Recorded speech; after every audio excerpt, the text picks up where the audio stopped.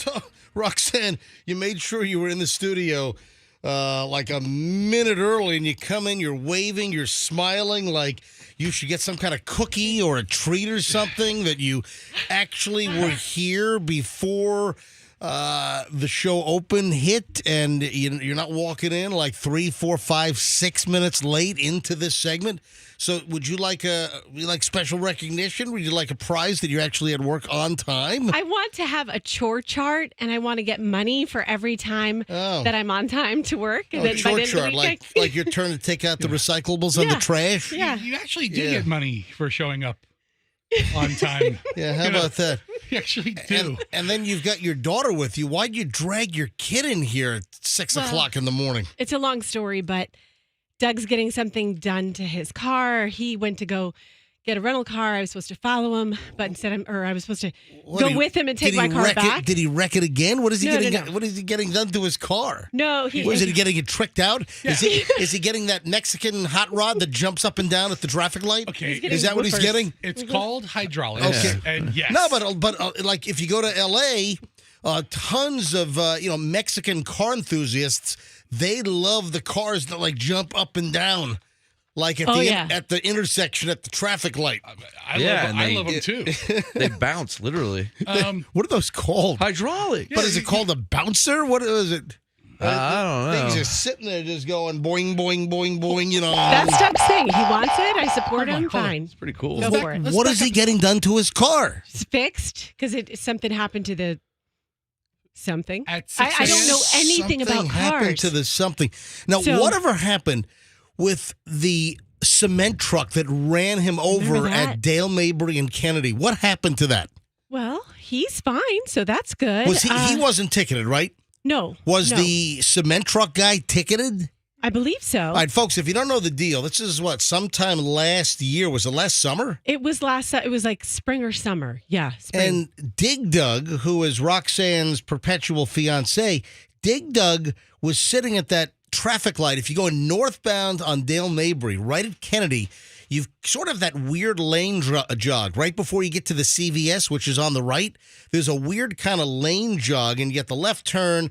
And for whatever reason, Doug was in his lane, but a cement truck just ran his ass over. Mm-hmm. And did it total his car? It did. It did total it. Yeah. He was kind of getting over, and he gave him the go-ahead, and then he gunned it.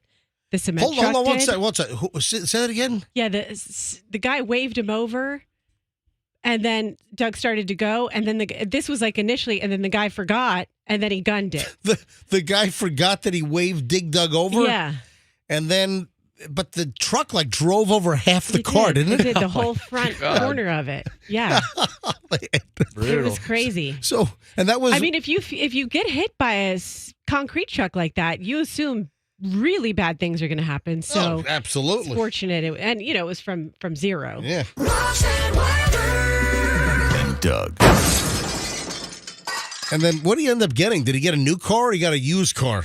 He got a used car. He went to rent a wreck. And What is he driving now? I don't know. I think it's a Denali. No, I don't know cars, guys. Is it an SUV? Unless it's a BMW, I don't know what it is. It looks like a BMW, but it's a Denali? I said unless it's a BMW. I don't really know car brands. A Denali is a trim level, not a car brand. Yeah.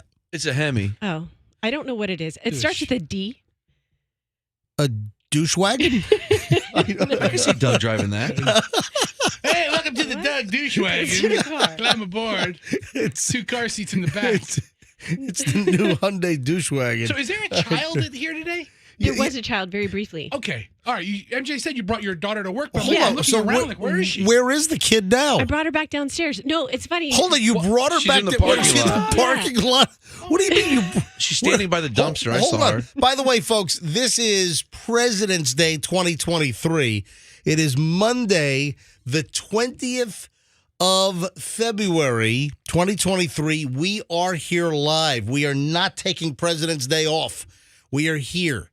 So you brought your kid in and then you brought her downstairs. Where is your kid now? She's back in the car with Doug. They went home. So he brought me to work because What I was the supposed hell? to go back and pick up my car, and we never got around to it yesterday. Do you need a ride home? Hold on. Yes, Pat George is going to take me home. Pat George isn't here today. There's no traffic Yes, today. he's going to take me home. Trust me. Hold on. He's coming in just to take you home? my God. What the hell?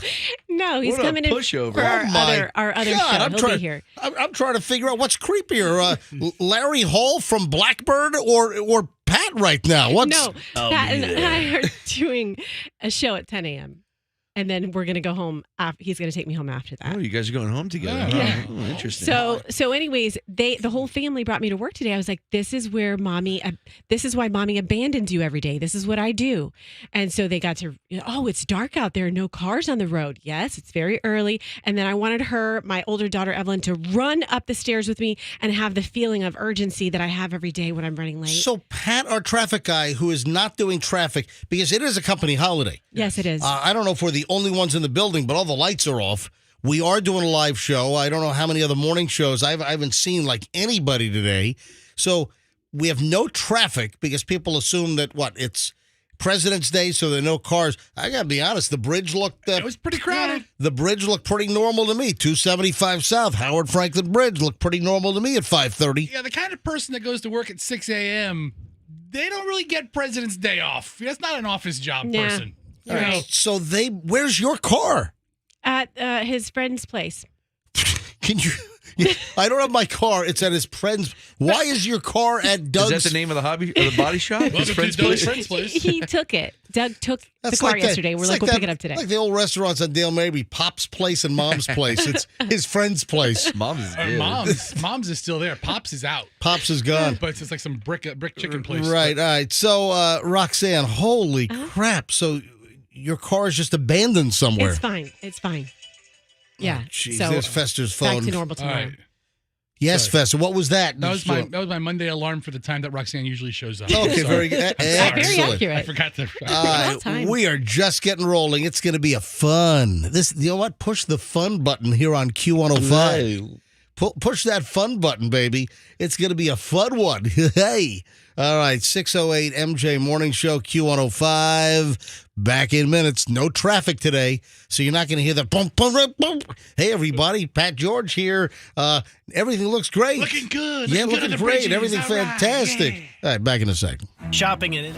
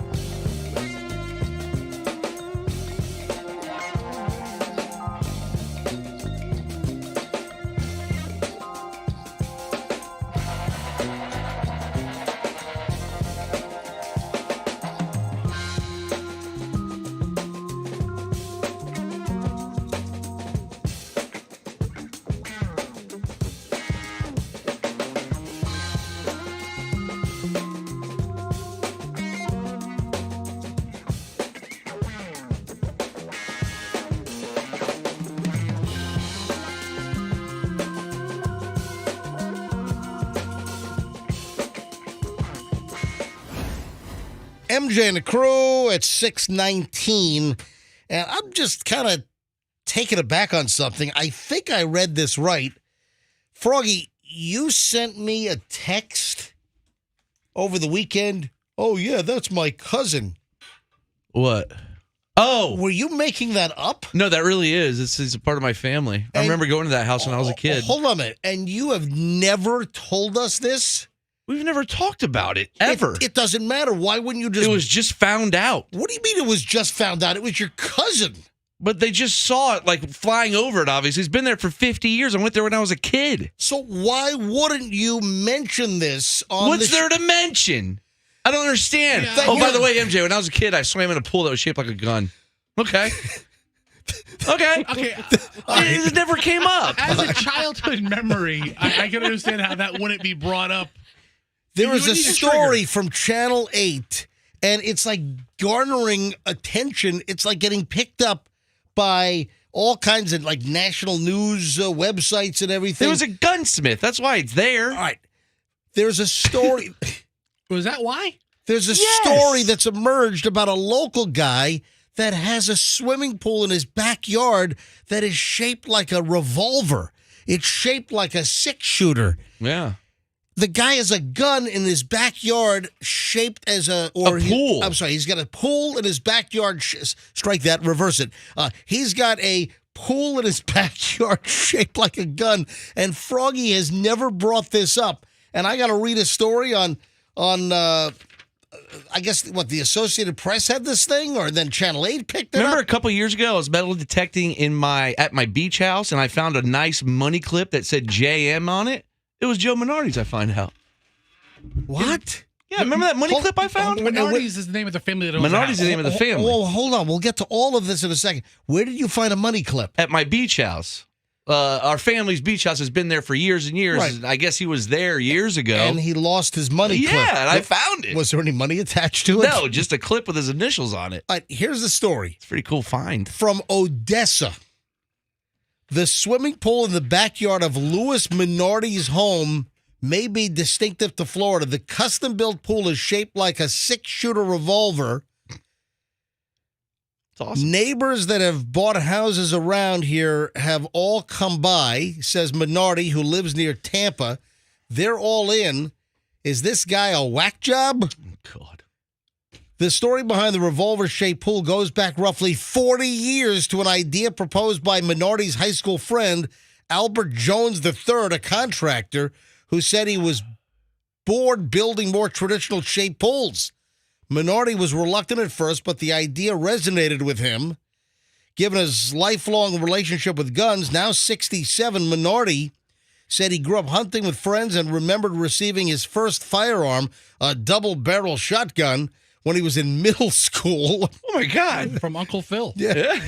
Froggy, I can't believe you haven't brought this up yet. All the morons in the news stories we do with guns, Alec Baldwin Well, the shooting problem is, someone. you Hey, I see- swam in a pool. There was a gun. You see those these days it becomes a political thing. You know, it's not. But how the hell do you never mention whether it's I was being sarcastic. if it's the return of the MJ Morning Show or whether it was the previous incarnation of the MJ Morning Show? How did this never come up that is it your cousin or who is this guy? It's my from my mom's side of the family. All right, our so cousin. An extended cousin. Yeah, an extended cousin. So wait a that minute, we used to go. It's your mom's? What is the relation? Let me figure this out. I really can't figure it out either. So it's a cousin on your mom's side. Yes, our family's very big. So I remember going there as a kid, and the only thing that really resonated with me is how dark the water was. So Because you it was dark in the bottom. I was like, I can't even see the bottom. Of the You pool. swam in the gun pool. Yeah, numerous times. Holy crap. During holidays and stuff like that, we'd go over there. Why aren't we doing the story instead of the Associated Press putting the story on the wire? I saw a picture of it, and I'm like, what's going on with Minardi's house? They must have been flying over and saw it, right? That's the only way. It's The like- only way is they were that's- flying over. It's like, hey, that guy has a house that looks like a gun pool. Or the other way around. Instead of traditional vests, instead of traditional life vests, did you wear bulletproof vests in the pool? No, that would have made me sink probably. Like a lead or Kevlar. See, MJ, Those things are heavy. He'd Listen, be sinking to Good the bottom workout. of the damn pool. hold on. That's All this- great. Like, put water wings like that are filled The with little lead on a floaties, little yeah. 6-year-old kid in a pool. all is not lost on this. Granted, I never said anything was lost on it. Listen. Yeah. We can have the MJ Morning Show pool party at the gun pool. You want to do something? Forget about breaking news. A guy has a gun that's shaped or a pool that's shaped like a gun. Who cares? The only reason why they saw it was because Guy's got a pool shaped like a pool.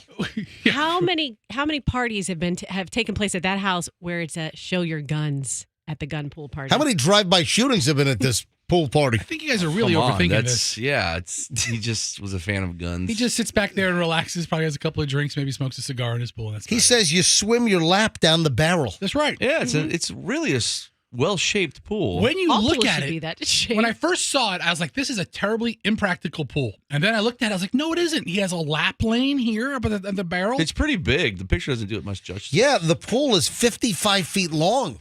Yeah, Can you relax in the hammer? You know, you put your both arms up like a little lounge chair. There's a hammer, and it's like just a little thin little slice that comes out of the top where the hammer would be. Are there jets in the kind of the trigger shield area? The trigger guard area? Are there water jets? No, that blast you out of the barrel into the neighbor's yard next door.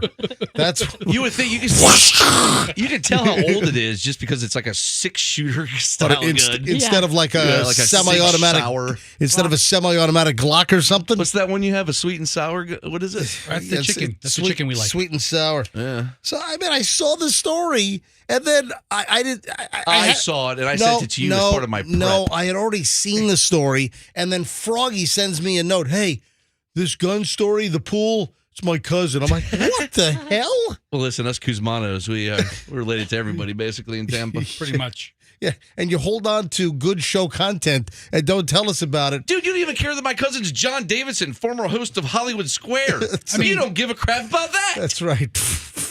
I mean, that's impressive. Or was he the host of, what else was he the host of? $25,000 Pyramid? Yeah, for a little bit. And then wasn't he on the Love Boat a couple of times? Dude, I was watching an episode the other night that he was on. Are you serious? Yes. Still getting royalties from it. Good. Michelle was watching Me TV the other John night. Davidson's so handsome. Michelle was watching Me TV. There was nothing on she was, and I walked downstairs and she's in the living room watching The Love Boat, some episode from 78 or something. So good. So many guest stars. My God. What is MeTV?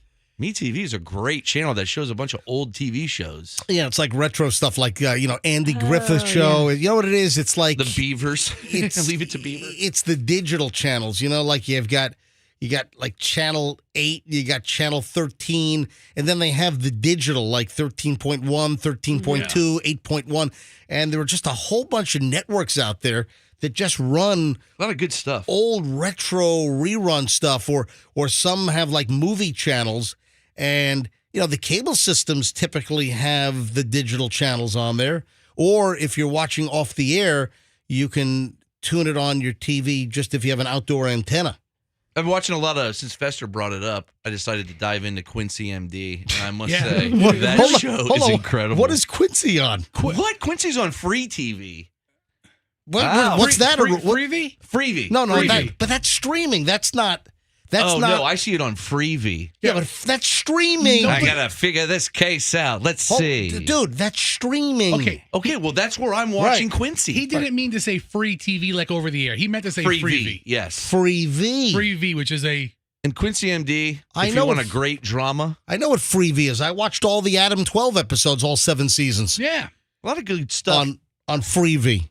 Adam 12, never saw that, but I might check that out No, next. Adam 12 is great. Jack Klugman, man. Jack Klugman. So you're watching Quincy, Fester? No, And you got Froggy hooked on to Quincy? One He mentioned time or it. twice we were talking about autopsies or something, and I said, what do you think you are, Quincy? And then you, MJ, I don't know if you recall, you're like, oh, great, Fester, way to bring up a 40-year-old reference that nobody gets. And then Froggy's like, what's Quincy? And I'm like, oh. By the way, it was Quincy M.E. What, medical examiner? Examiner. Yes. Yeah. I saw the episode where they were at a punk rock club and somebody got drugged and Quincy got on stage in front of all these punk rock kids and he was like, listen, we got to figure out who drugged Cindy Zoolander. And they're all like, shut up! You're an idiot! And he's like, no, seriously. He's like trying to talk the whole punk rock club. And they're like, get off the stage! It's great. Were they throwing bottles at his They head? start throwing stuff at him. He's like, listen, that was a crime. We got to figure it out. Did they have chicken wire on the stage like Oh, in the Blues Brothers? A bunch of Mohawks. Bob's- They're all like, shut up! Bob's Country Bunker? It ran from 76 to 83. Fred. Yes, Quincy, so good. I can find that clip when he's at the punk rock club. All right. I think it's enough retro TV. Okay. That's enough. So anyway, can we go swimming in the pool? Can you call your cousin Joe or cousin Minardi? I'll call. Yeah. I'll find out. Let's have an MJ I haven't Morning been Show in pool years. party. I haven't been in years. Because why didn't we come up with this story? Why do we have to wait for the Associated Press to do a story about some kook in Florida with a gun-shaped pool? That and kook? then Froggy's tells me that it's his cousin. I can see you with a pool like that. Yeah. A radio. Oh no. An old radio pool. An old radio. Or a plane pool. A A Zeta. pool shaped like a plane. Look, the pool looks like Nipper listening to the radio. Sixth, It's a big Z for It says Zenith. RCA on the bottom. 6:30. Yay.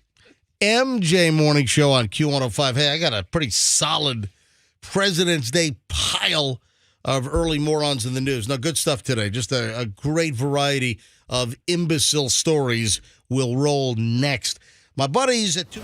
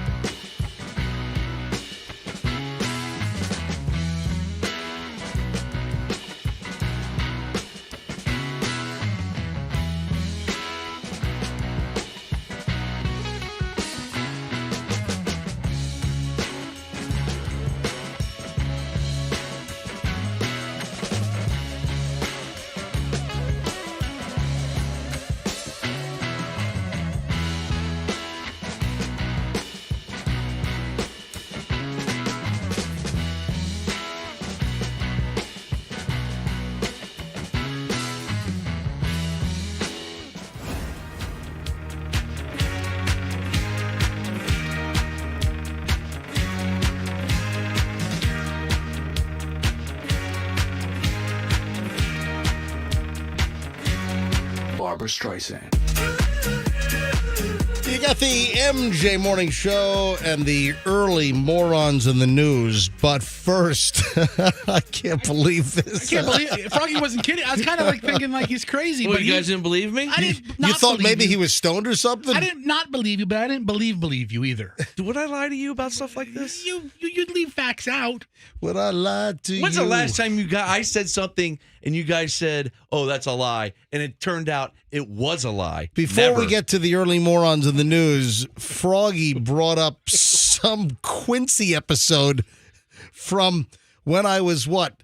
When I was 13 years old. Oh my God! Maybe, were you watching this one? I don't know. Is this how punk rockers were back then? Froggy said that he was watching some. We were talking about retro TV and the channels that run all the old TV shows, and then Froggy brings up he's watching Quincy Medical Examiner with Jack Klugman. And then you guys thought I was just making up stuff And about an episode about a punk rock club. Froggy said that I saw an episode where Quincy gets on stage at a punk rock. What was it? It was like a punk rock club, in the 70s or 80s, whenever this was. Late 70s, early 80s. And then we found the scene on YouTube. Are you kidding me? Look, we have reason to believe that she's with Zach's real murderer, Molly Howard, and Molly is trying to push her into a codeine overdose. So please, if you have any information.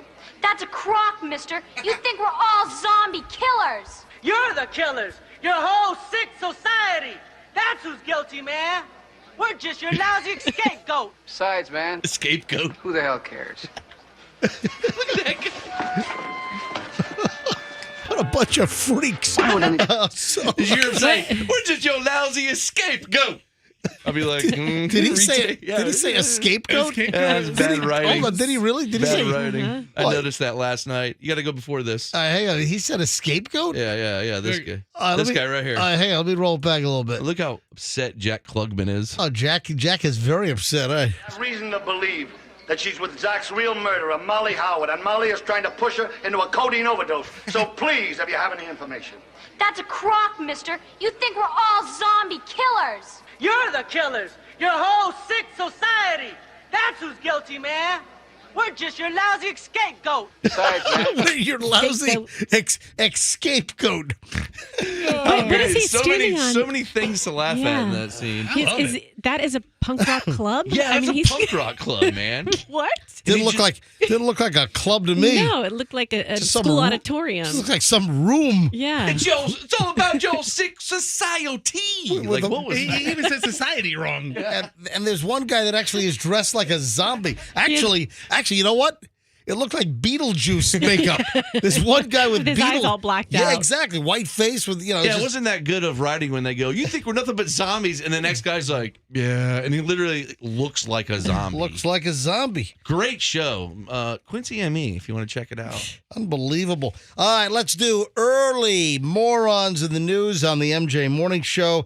Hey, what do you say we fire it off with a great local moron like, a dude from Largo?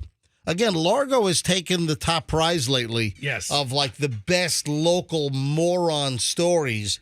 And this is a Largo dude that was threatened or that did threaten. So this Largo dude, he threatened to blow up Costco in Clearwater. I go to that Costco when I'm in the mood to go to that Costco. Yeah, you're like a 50-50 Costco guy, whether it's West Chase or Clearwater, Yeah, right? it's sort of the Your same. mood. It's kind of the same distance for me, to be quite honest. You know, it's like, do I feel like going across the Courtney Campbell, or do I feel like driving up to like West Chase area? That's kind of. But no, I've been to this Costco a lot. What did they? It was fake, right? No, it was real. He had the whole place loaded with dynamite, What did and he blew it up. It's now a pile of rubble. Like that's so out of the realm of possibility. I mean, No, a Largo dude was accused of threatening, that's why I said threatening, Okay. to blow up Costco in Clearwater.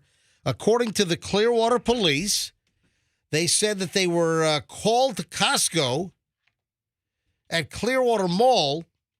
This was on Friday, just after lunchtime, 1:30 p.m., and they were called to investigate a suspicious envelope which was discovered inside Costco. And the note referenced a biological threat, and an explosive device. So he had two terrorist threats wrapped up in one. It's like a BOGO. It's like a buy one, get one. Do they ever have BOGOs at Costco? I don't know if I ever see. No, I see that's not their thing. They have low price warehouse shopping prices. Well, no, but sometimes you'll have the instant coupon that takes money off at the register, but I don't think they ever really have a BOGO. No. Yeah, no BOGO. Yeah, so they found the note inside Costco, and it mentioned that it was going to be a biological threat and an explosive device. Yeah, the store was evacuated, and this was like a 3-hour ordeal. Costco was evacuated for 3 hours around 1:30 on Friday, while they brought in bomb-sniffing dogs, and you had police crawling all over the place. Yeah, Clearwater Police said that Clearwater Fire and Rescue and other agencies responded. A lot of times with a bomb threat, I think Hillsborough County Sheriff's Office and I think TPD sometimes will assist. The guy. Did they send the robot dog in? I will go in. Ruff, ruff. Be careful, robot dog. I will. And you're going to love this dude's name. The guy that made the threat, Donovan Jester. What are you, a funny guy? What are you like a clown? What are you, a jester? What, am I here to amuse you? Yeah, Donovan Jester, 31. He was fingered as the guy that made the alleged threat. And they hauled him in later in the day. Come on, Donovan. Yeah, Donovan Jester was charged with making a false report of a bomb, and they took him into custody, and they brought him right over to the very lovely Pinellas County Jail. And according to the booking information, they also hit him with a couple of parole violations as well. So if you were at Costco on Friday at about 1 o'clock, 1:30, and you saw police everywhere, that's what was going on. All right. You see his mugshot? I'm pulling up his rap sheet right now off of Pinellas County site. They arrested him for false reporting of a bomb. Yep. Grand theft of a vehicle, VESSEL. What did he take a boat there? What do you mean, grand theft of a vessel? That's what it says, grand theft of a vessel. Weird. And then it says aggravated battery on a pregnant female. This guy's Hold on a sec. This Are you sure? Wait a minute. Are you sure that these are all related to Friday, or are these older charges? Probably older charges. Hold on. I have his entire booking history. He's been booked there like a dozen times. He's born in 91, and it says booking date 2/17/23. Which would have been Friday, was 2/17. Clearwater Police. And this is just, charges 1, 2, 3. All right, so I guess so. So he stole a boat, hang called on. it a bomb, Hang on a punched minute. a pregnant lady. How do you take a boat to Costco at US 19 in Gulf to Bay? Do they sell boats out front? You ever go you ever go that? What's that place? Froggy? Cabela's or Bass Pro Shops. Bass Pro Shops, you, exactly. You hook up to one of the boats in the front, you take off and call it a bomb. That's stealing a vessel. Kind of like the tool sheds they have in the parking lot in front of Home Depot. Those are not easy to take. Good luck pulling one of those away. Those are not easy. Hook a chain up to that and drag it down Dale Mabry. I see a tough shed going down Dale Mabry. It is tough. Yeah. It's fine. It's fine. I'm dragging a tool shed down Dale Mabry.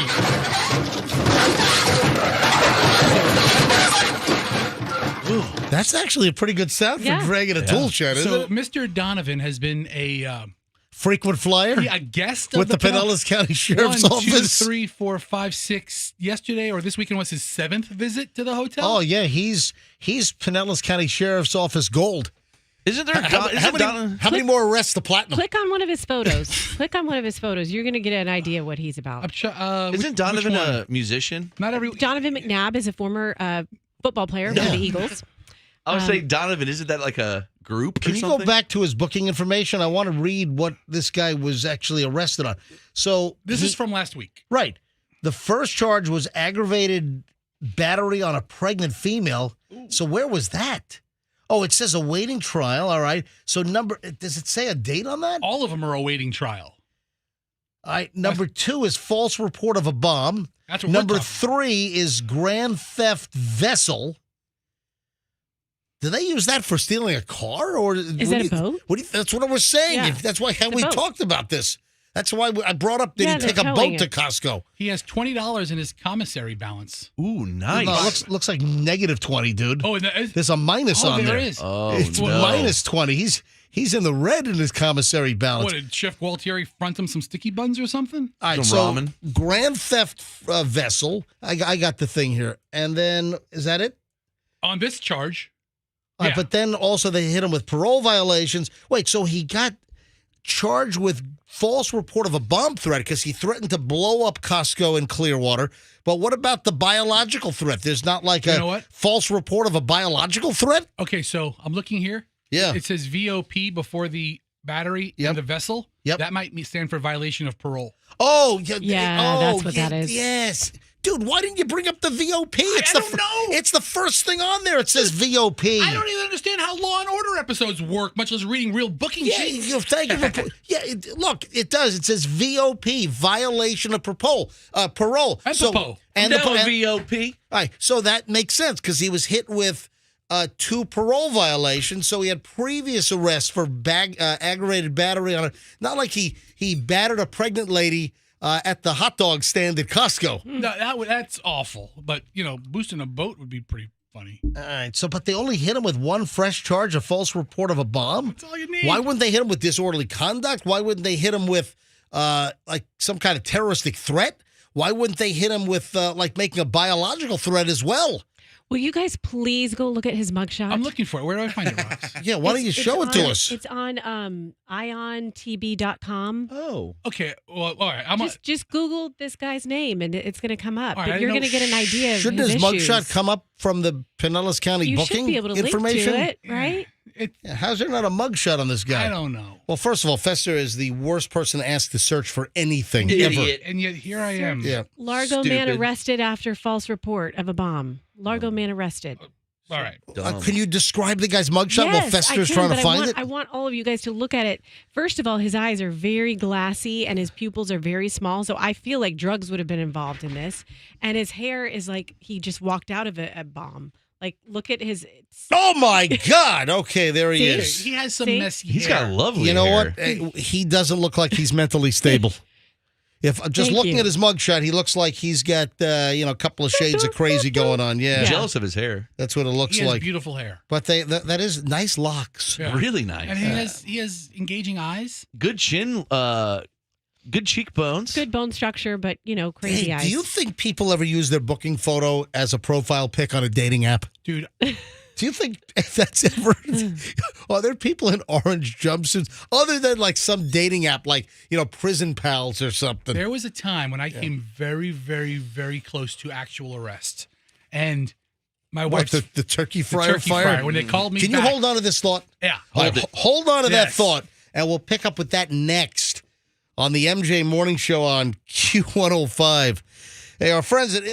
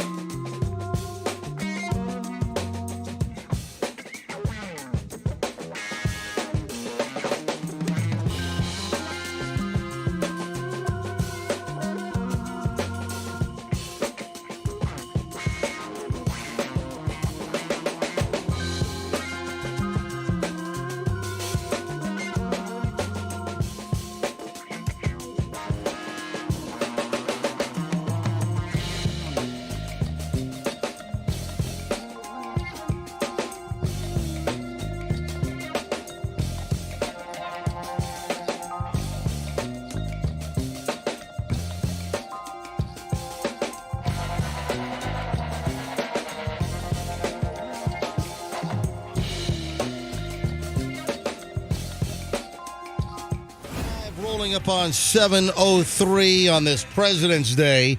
Hey, what's the school deal? So Hillsborough County schools are in today, but like everybody else is closed, right? Well, it's a national By the holiday. way, if you're watching MJTV, I just did one of the most entertaining things that I find when I travel to Japan, and that is the double forearm closed X kind of thing. No, EA. Okay. So, when I'm in Japan, and, you know, my wife lived there for 5 years because her dad was in the Marines and they were stationed at Yokosuka. And we've been now 3 or 4 times. And it's if a place is closed, or just an example, but Japanese, they take their forearms, they take both their arms and they cross, like, imagine right in the middle of your forearm, taking both arms and forming an X like in midair. And I've seen it all over the place. So, like, I try to go into a store and then the employee's like, they're like closed. Gets the point across. Yeah, it does, but have you ever, no one does that here. No. No, here we do the X on your crotch, junk, like, yeah. crotch chop. Like the wrestler. Ha! Degeneration X. But it's like closed, and a lot of times they'll recognize that you probably don't speak Japanese, so they just put up their arm. So it's like no. It's like closed, or even like just no. They'll put up their arms in a big giant X. It's crazy. All right, so Fester, before I get back to the early morons of the news, Hillsborough County is open today? Hillsborough is open because Friday was an off day for those students because of the fair. Gotcha. So they got the Hillsborough County Fair Day.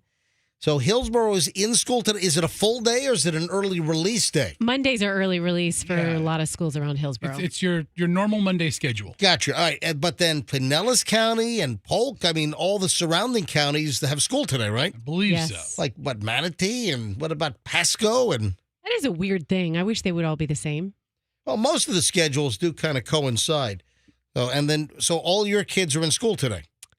Yeah. All right. Well, that's right, because all you guys are Hillsborough County. Yep. So, All right, now, Fester, before I get back to morons in the news, the other thing was we had brought up a previous story. If you're just tuning in, last segment we were talking about this wacko Donovan Jester. that actually left a note threatening to blow up Costco in Clearwater with a bomb, and then also some kind of a biological threat. Like some kind of biological attack on Costco. Anyway, this is all made up. There are no problems at Costco. This happened Friday afternoon. The dude's arrested. And then Roxanne says, you ought to see this guy's mugshot. So we look at the mugshot. And then I brought up just sort of an ancillary point. Do people ever use like their booking photo as the profile picture on any of the plethora of dating apps out there? And then Fester jumped in and said, well, Well, what do I need to know? There was a conversation I had when I thought that I was going to be arrested on big charges. And this was, well, it really wasn't big charges. That was such a non-story. That was Turkey Fryer Fire. Was that 2010 or 2009? Maybe 09 going into 2010? The Teflon Frog escaped charges. Listen, The Teflon Frog. Didn't even get called Are you the in. Teflon Frog, Froggy? That's right. while I would have been confident I would have beaten the charges, Yep. felony arson's a pretty serious charge. It never would have gotten a felony arson. that would have been the charge. Yeah, right. Don't act like you weren't nervous about it that whole vacation. the time of I arrest. was. I thought I was going to be arrested too after Fester burns a van down. But listen, this was already a junk scrap van that was given to us that Fester gutted. All the fluids were taken out of the van. Tell all that to the judge. The charge at time of arrest would have been Well, felony because arson. guess what? The Hillsborough County State Attorney at the time, Mark Ober, their office said, this is not an arson charge. Absolutely. It's a radio bit. Might have been stupid, but this wasn't arson. So I get the call to come back to the radio station for a meeting with the fire marshal of the state or something. It was some bigwig fire marshal. Well, Fire Marshal here. The problem for us was that the day of the Turkey Fryer Fire, like the last day before Thanksgiving, right? Oh, no. Of Christmas. Oh, you blew Thanksgiving. And Christmas was the redo. Right. Yeah, it was a fizzle on Thanksgiving. On Thanksgiving of that year, it was a total fizzle job, so we redid it. And that's when Fester decided, I'm going to really make this thing go up. And you added like accelerant to the oil for the turkey? Wasn't there a firefighter convention or something? Well, the deal was there was some kind of a convention, so the whole state, all the fire folks from Tallahassee were in town, and it was just the wrong day to have a radio stunt with a van on fire in a parking lot on Gandy and Dale Mabry. So anyway, Just looks like we picked the wrong day to quit sniffing Sounds glue. like a good a reason for the convention to take a field trip. yeah, that day, That's exactly what they did. I just left work We that got day. a radio morning show that just lit a van on fire. They all did a field trip. They all left whatever the convention was and came Let's on. go. So that enhanced the whole damn thing. So I'm at home. I'm taking off all my jewelry, leaving my wallet at home. Nothing I'd want to have in the correctional system. Book 'em, Dano. And as I'm walking out the door, my wife says, "Does this mean you're going to have a mug shot?" And I said, "Yeah, I guess it does." And she was horrified by the idea of having a mug shot out there for the public. And I was like, "We're going to put it on our Christmas cards this year." She's like, "No." I was like, "If I get arrested, You said to your wife that if you get arrested, that your mugshot is going to be your Christmas it's going to card? be we're going to mail it to everybody." Well, but Christmas was just a week a away. couple of weeks away. No, it wasn't a couple of weeks away. Oh, you know a what? calendar week? Oh, because typically we left on like the 16th, 17th, Yeah. 18th. I still had time to get Well, my yeah. photo, bust out of jail. Well, not bust out, bond out. And Upload it to tinyprints.com That's right. and send it out. send it off to, what's that website where you can, Vistaprint. Vistaprint does it yeah. too. I'd still use that as my, Vistaprint, like what, 24-hour turnaround on your Christmas cards. I mean, if you have a mugshot, You could probably pay extra for expediting, right? You know how many people were arrested for kind of funny things? I mean, if you're not a serious crime, yeah, I'd use the mugshot as a profile. You thing. want to hear a story about getting arrested for funny things? I do, but I have to tell you, Yeah. there are some people with hot mug shots that should use them as their dating profile. We've talked about hot mugshots. Yeah. We had that local woman we've had a couple of actual local women that have had hot mugshots that have made like the national news. Yeah, and now I'm on a rabbit hole of hot mug shots, and I came across Lindsay Lohan. Do you know she's been arrested 6 times? Oh, yeah, she has we 6 remember. mug shots, Okay. and they all look really, really good. Okay, I would have said just 6 times. Yeah, she had quite a run back in the day. Yeah. We had a local woman from like I think Zephyr Hills or somewhere in Pasco County, and she had an amazingly hot mugshot, and that was a big story nationally. And I can't remember her name, but this goes back like 15 years, and she had just an amazingly hot mugshot. All right, moving along. I mentioned we got to talk about key lime pie for a minute here. We have an arrest down in Fort Myers over key lime pie. Wow. Apparently, guy got a key lime pie for mama's birthday and then ends up eating the whole key lime pie himself. And according to NBC2 down in Fort Myers, this apparently started a big problem. On February 15th around 5 p.m., the man slipped into a daze in his recliner when something caught his eye. Powelson wasn't just eating his prized possession, but was making sure there wasn't any crumb left behind. That's how you do it, man. Wow. So there was another guy in the house and said, "Why don't you leave a piece for me?" And that escalates. The guys start fighting. Holy crap. Lee County Sheriff's Office was called. The victim and this guy Powelson each explained their side of the story. Following a brief investigation, Powelson was arrested and charged with battery on a person 65 or older. All this because of a key lime pie fight.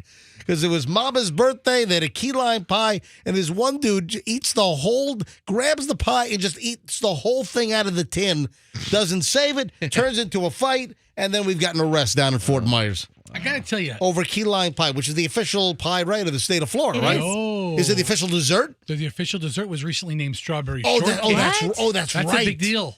It's Yeah. Key West dessert, Oh, right? wasn't that? But did it usurp key lime pie? I thought key lime pie held some sort of honor in the You state. know what? I believe that was a big bone of contention. That key lime pie was like jettisoned for strawberry shortcake.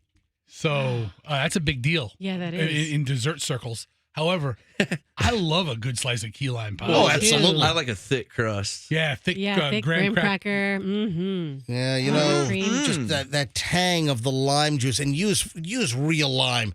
Don't I like fake lime. don't use fake lime, or don't use the easy stuff out of the plastic squeeze bottle. Use real fresh lime for your key lime pie. Yeah, March 23rd, some of the most important legislation Governor DeSantis had ever passed. He had officially made strawberry shortcake the state's official dessert. I'll tell you what. So key lime pie, we have obviously a beatdown that took place in Fort Myers. We need a follow-up. We need a good strawberry shortcake fight. Maybe a good stabbing or a shooting or something. All right, it may not happen today, but let me tell you, we're primed. It's strawberry season right now. Yeah. I think like in 2 weeks is the strawberry festival. Yeah, you're right. I mean, there's going to be something. Yeah. Got to be starting something, right? Over strawberry shortcake at the Florida Strawberry and if Festival. by the last day of the strawberry festival nothing happens, I'll go there myself and just flip over a stand and see what happens. Let's go. All right, so Andrew's telling me that key lime pie is still the official pie of the state of Florida, whereas strawberry shortcake is the official dessert. So you're splitting here. Is there an official cake? Is there an official tart?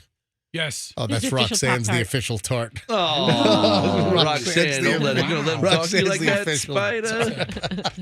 All right, when we get back, I got a DoorDash story that's unbelievable. Another DoorDash story. Hold on. That and a whole lot more. I haven't even scratched the surface because when we get back, we start 1 hour and 20 minutes with no interruption. 1 hour and 20 minutes. 120 minutes would be 2 hours. 1 hour and 20 minutes nonstop MJ morning show is next. Hey, Gary Gordon wants to say hello.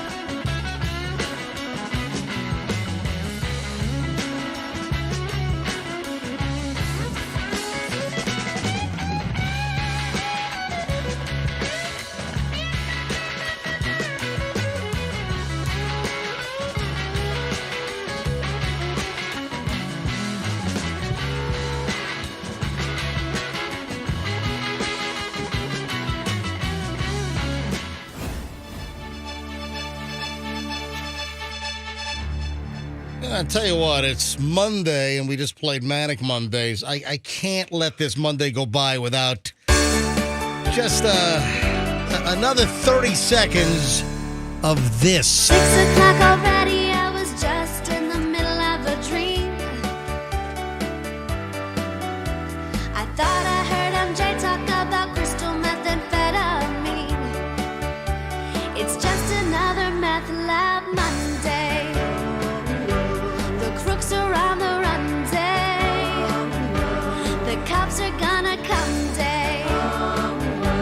It's gonna be a fun day. It's just another meth lab Monday. Oh, yeah, baby. Brought to you by Polk County, ladies and gentlemen. It's Meth Lab Monday is brought to you by Polk County.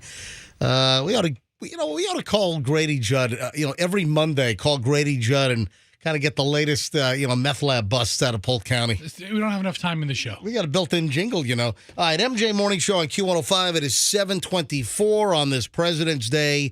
It is Monday, the 20th of Feb, and we are live. Are we like the only live morning show in the building this morning? Or There's a couple of other yeah. guys around here. I think. One. I got to be honest. I'd rather take this day as a bonus day. I'd rather, stack this day off and use it, to add a day on for vacation in the scuba summertime. diving. Yeah, exactly. Now you're talking. Oh, hey, before I move on, and I got a DoorDash story. It's incredible. Oh, also coming up at 7:45, so minutes away. If your supermarket does this, experts say run. We'll explain coming up in just a matter of minutes.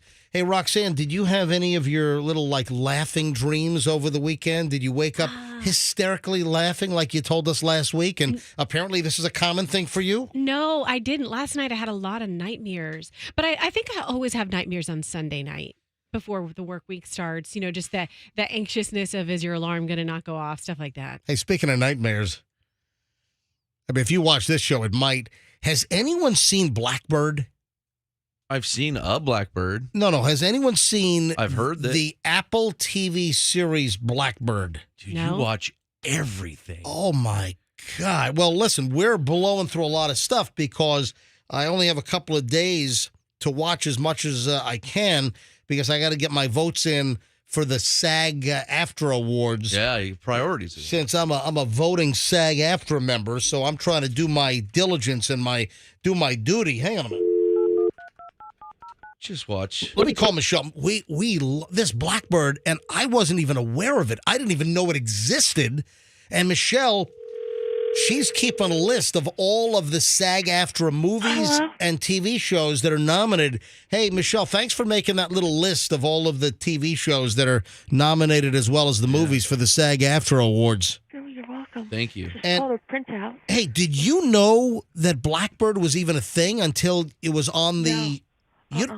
I've never heard of it. Oh, my God, what a gem. How did we not hear about it? How has nobody said, MJ, you got to watch this Blackbird thing on Apple TV? There's so much stuff on all these different platforms. Yeah. You're going to see this more and more. Great shows that just fall through the cracks. We lead a sheltered life. What can I say? Oh, my God. So we binged it. It's only 6 hours. It's a limited series. Oh, that's it? It's, 6 episodes. That's nothing. And it's like a true crime story, but it's acted. It's not documentary. But it is incredible. And I'm still just blown away that no one mentioned to us, because we don't have Apple TV. Right. But usually we got a bunch of friends that have Apple TV. Oh, you got to watch, the morning show. You got to watch Ted Lasso. What are you doing there? What? What friend are you doing there? I don't know. Just, our friends. Just those are. When Fester and Froggy and I do you and Roxanne do you like that, you're like, who are you guys doing? No, not us, right? We don't. He's talking about maybe the one or two other couple of friends he has in the world. Right. We don't have Apple TV because, frankly, there's just too much. You can't watch it all. But what does this tell you? Maybe we should have Apple. Well, listen, they seem to have a pretty good density of good quality programming. Yeah. So how am I watching it? Because I'm a SAG-AFTRA member, and listen, I'm not. Just because when I worked in New York City 2 times. Is that again? What? Is that again? How is that SAG-AFTRA? I'm not a SAG-AFTRA member. No, it's just I was required working in New York City twice in the 90s, early 90s, and then in 2015. I had to be in the union. To be in radio, you have to be in the SAG-AFTRA union. So that's why I'm a SAG-AFTRA member. And, I pay minimal dues, but guess what? I get to vote, and they send me all of the screeners, either DVD or the digital screeners, which they're moving more and more to. So while we don't have Apple TV, anything that's nominated around awards time, I get because they have a portal to go watch like the digital downloads. And so that's why we watch Blackbird. And Michelle said, okay, let's watch this Blackbird. It's nominated. 2 of the guys are nominated. And we put this thing on. And I was engrossed in the first 8 seconds of this thing. And we couldn't stop watching it. Michelle, was it Friday night? We stayed up until like 4 a.m.? Yep. Holy frigamoly. I mean, we're sitting there. We couldn't stop watching it. And then we finished it. And then we got up at like 8 a.m. on Sunday. We only got like 4 hours sleep. Then we get up at 8 a.m. on Sunday morning to finish watching the last 2 episodes. That's a binge. Are they hour-long episodes? Yeah, they're like 50 minutes to an hour long. It's 6 hours. And, man, it's unbelievable. Hey, Michelle. Yeah, stop. Speaking of nightmares. Well, people bury the dead with all sorts of things they can't use. Stop. Watches, shoes, money. I remember one old gal, she got buried with a solid gold Siamese cat, like a doorstop, She's dead. What does she need a doorstop for?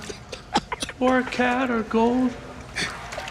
Some people are just so sick that they would take something that could do good in the world for someone and they just hoard it all to themselves in a casket 6 feet under the ground. Where it won't help nobody, James. Ain't serving any kind of benefit. Yes, Rox? What is this? Yeah, we haven't seen it. Cat's gonna help somebody alive or dead. Hey, Roxanne. Bitch, tell me your dreams. We don't know what's happening. Without context, you're just playing a bunch of random odd clips.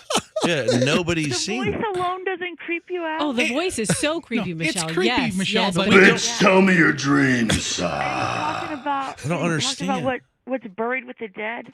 Don't you want to know how he knows that? I saw the guy with the creepy voice that sounds like that. He's the suspected serial killer, and he is in federal prison.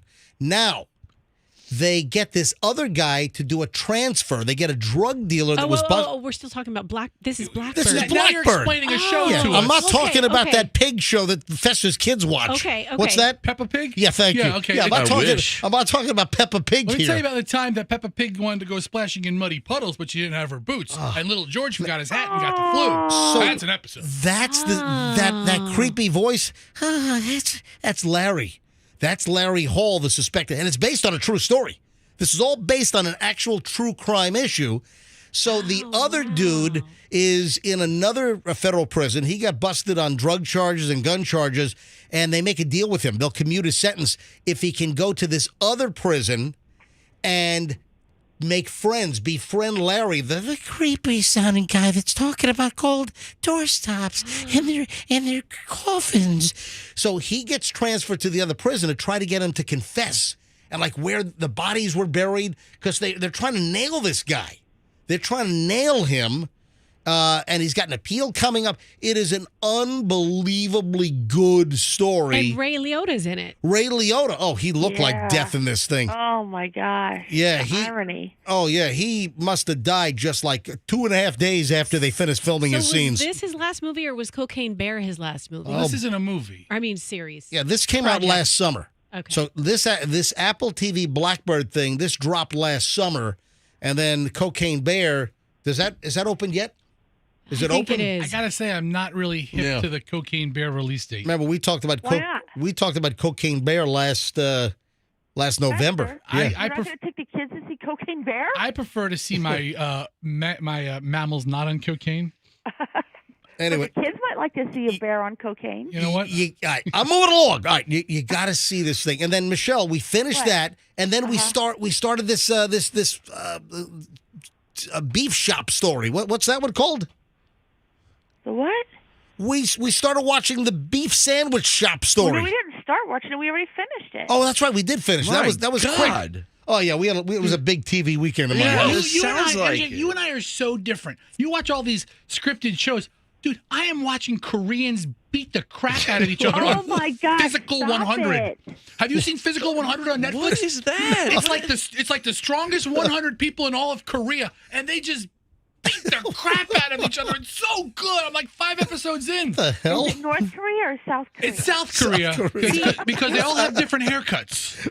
So that's how I can tell. How much the world has changed. We can't have a cohesive conversation about one show that we all watched last night. Like we all watched Love Boat last night. We can all talk about what happened. MJ, it's just little snippets listen, from everyone's I need an take. agent to get me a job as an American voiceover actor for the Korean dubbing. Oh yeah, you're great. Because like all the Koreans are like, "Good job, go, good luck, fight harder." I'm like, "Oh my God, I could get that job as just." They have so many different voices as these Korean people. If you haven't seen Physical 100, MJ, And this is on Netflix? It's on Netflix, and it is just like it's like real life Squid Games. Anyway, so what's the one we watched that we just finished, which was pretty raw and fun? Bear. What was? Oh yeah. Oh, speaking of the bear, not Cocaine Bear, which incidentally, Andrew tells me that Cocaine Bear opens up this Friday at a theater near me. Let's go. So that'll be this Friday for Cocaine Bear. We watched just The Bear, and it's about this like dysfunctional Chicago beef sandwich shop.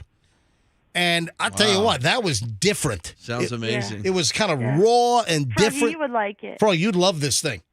Yeah. What's that on? That's on, and again, we don't subscribe. That's like on FX and Hulu, right? On FX. But Right. You can watch it on Hulu. Uh-huh. So we watched that, and those were like 27 minutes. I'll check it out when I'm done with Quincy. That was like 8. That was like 8 And Murder, episodes. She Wrote. She wrote. Yes. Love Angela Lansbury. Don't sleep on the Koreans beating each other up, MJ. I'm telling you. Give Physical 100 a Bitch, tell me your dreams. By the way, that's Larry Hall, and he talks like this normally. Well, people bury the dead with all sorts of things they can't. That's the way he talks. Okay. And the dude playing him is like a comedian. What's his name? Look up the cast. I don't. Yeah, the guy who plays Paul Jimmy is Walker or Taron something like Egerton. No, that's not what I'm talking about. I know. I Jimmy, just said. Jimmy is the guy they send into the prison. Was it Yes, Louis and then- C.K.? Jimmy's the lead character. And then the serial killer Paul dude, Walter Hauser. Yeah. Paul Walter Hauser, and the dude's like a comedian, and this guy just nailed this part. It's what a transformation. I went and found like this Paul Walter Hauser doing interviews, like showing up on like Jimmy Kimmel or something, and it's night and day. The creepy voice is unbelievable. You know what's Well, crazy? people bury the dead with all sorts of things they can't use. Watches. Man, that's amazing. You know what's crazy about that is think about like James Gumb. Who played him? Who was the actor who played James Gumb? I forget his name. Ted Levine. Yep. I think once you play a memorable serial killer like that, it's really hard to go out of that energy. So the fact that this guy's a comedian most of the time is pretty impressive. Sure. And then plays this crazy creep. I don't know much about his comedy. I don't know if he does stand-up.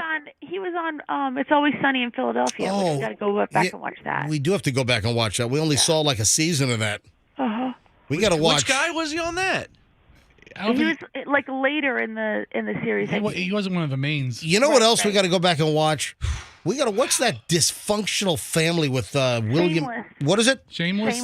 Yeah, we got to watch Shameless. That's what you guys trying to watch everything on Netflix? Is that your goal here? The lead guy on The Bear was a kid, or not a kid, but one of the siblings or children on Shameless. And Shameless, yeah. Uh-huh. So Michelle brought that up. I'm like, you know what? We got to watch. You know what? With Shameless, I started watching that, and I thought it was fantastic. And Michelle, you wouldn't watch it with me, and that's why I stopped watching Shameless after like 6 episodes in season 1. You know what it's called? What? I had kids. Oh, okay. I mean, yeah, Shameless has been on for like 15 years. Oh, it's been out for a long time. Hey, listen, folks. You know what? Shows that are on Sunday or even Monday or whatever, like at 9 o'clock, they're not good for people with kids because that's like when you got your kids to bed and you're still like trying to get laundry done, whatever. Your witching hour. Yep. All right, Michelle, go back to bed. It's something the other 3 people in the studio understand, but you never did. Oh. All right, thank you. Goodbye. Love you. Yep. Love you. Michelle gave you a yup. And listen up, folks. Listen up, folks. Wow. Really been hanging out with you a while. Did I get my answer? Did you have more laughing dreams over the weekend? No, I had nightmares last night. Oh, that's how I got into the nightmare. Yeah, this is how we went here. because tell you what, you need to watch Blackbird because you'll have You'll have some nightmares of this dude right here. People bury the dead with all sorts of things they can't use. Can you not hear when I'm like setting up to play an audio bite? Yeah, no, I missed that. I guess that. All right. Why would you watch anything else besides Saved by the Bell reruns? I don't understand. I don't know. On Netflix, check it out. Highly recommend. So you didn't laugh in dreams this weekend? Not at all, no. And what about your nightmares? What nightmare did you have? I had a nightmare that there were bugs crawling on my face. Oh, that's lovely. It's fantastic. Hey, I've got a DoorDash story, which just kind of got attracted to this thing. What are you laughing at? I don't know. Fester's making a face. You went at back to Roxanne to make sure she didn't have a funny dream 4 times. I'm like, okay, because I don't know if I ever got an answer. All right, clear on it. No, because last week Roxanne, I know she had a funny dream. We got it. No, she brought up, hey guys. She thought that it was normal that all of us have dreams where we wake up hysterically laughing. It is okay if you ask me a question during the show. No, 4 times. But I have, because we never. You made it clear. Because I've got distracted each time. So, for those of us that follow along, MJ. Roxanne apparently has dreams where she wakes up laughing hysterically. And she assumed that all of us have the same thing, that this is normal. And I don't think any of us have ever had a dream where we've awakened laughing hysterically. None of you have, but believe me, there were quite a few texters who were like, yeah, that happens to me like once every 3 months or so.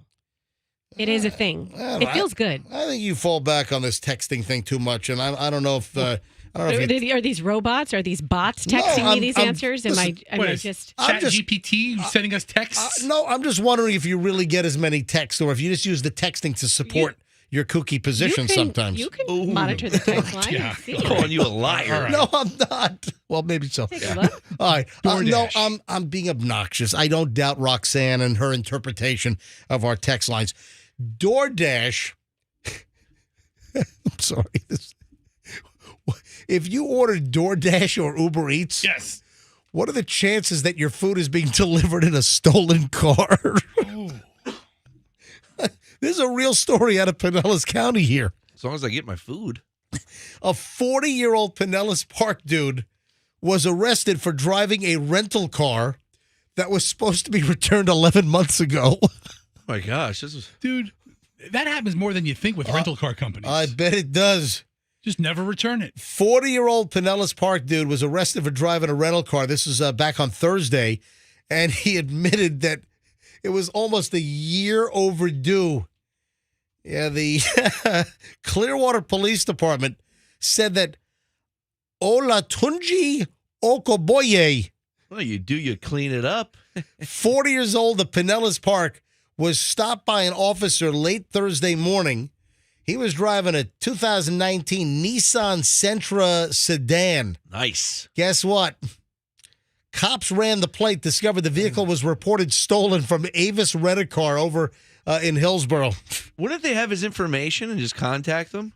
Well, you know what? Just avoid it, I guess. Guess what? You know, you don't have the proper address down or whatever the hell the deal is. I mean, you couldn't misspell that name. What's his name? Yeah. I mean, of all the names. Olatunji Okoboye. I mean, that's the name to have if you're going to do it. Moving forward, that's my alias for everything. Sounds like a character in Lion King, doesn't it? Yeah, it does. It does. I went to Mission Barbecue yesterday, and they asked me a name for my order. Next time I'm dropping Okoboye. Olatunji Okuboye. Yeah, let them say that. Yeah, Mission does a nice job. Yeah, I went to the one in Brandon, picked up a nice pork sandwich. Yeah. So the officer ran the plate, found out the vehicle was never returned almost a year ago to Avis in Hillsboro. And after he was placed under arrest, authorities say that he admitted renting the car in March of 22, failed to pay for the use after the vehicle rental agreement was over on March 2nd, 2022. This is next week. This thing is going to be a year overdue.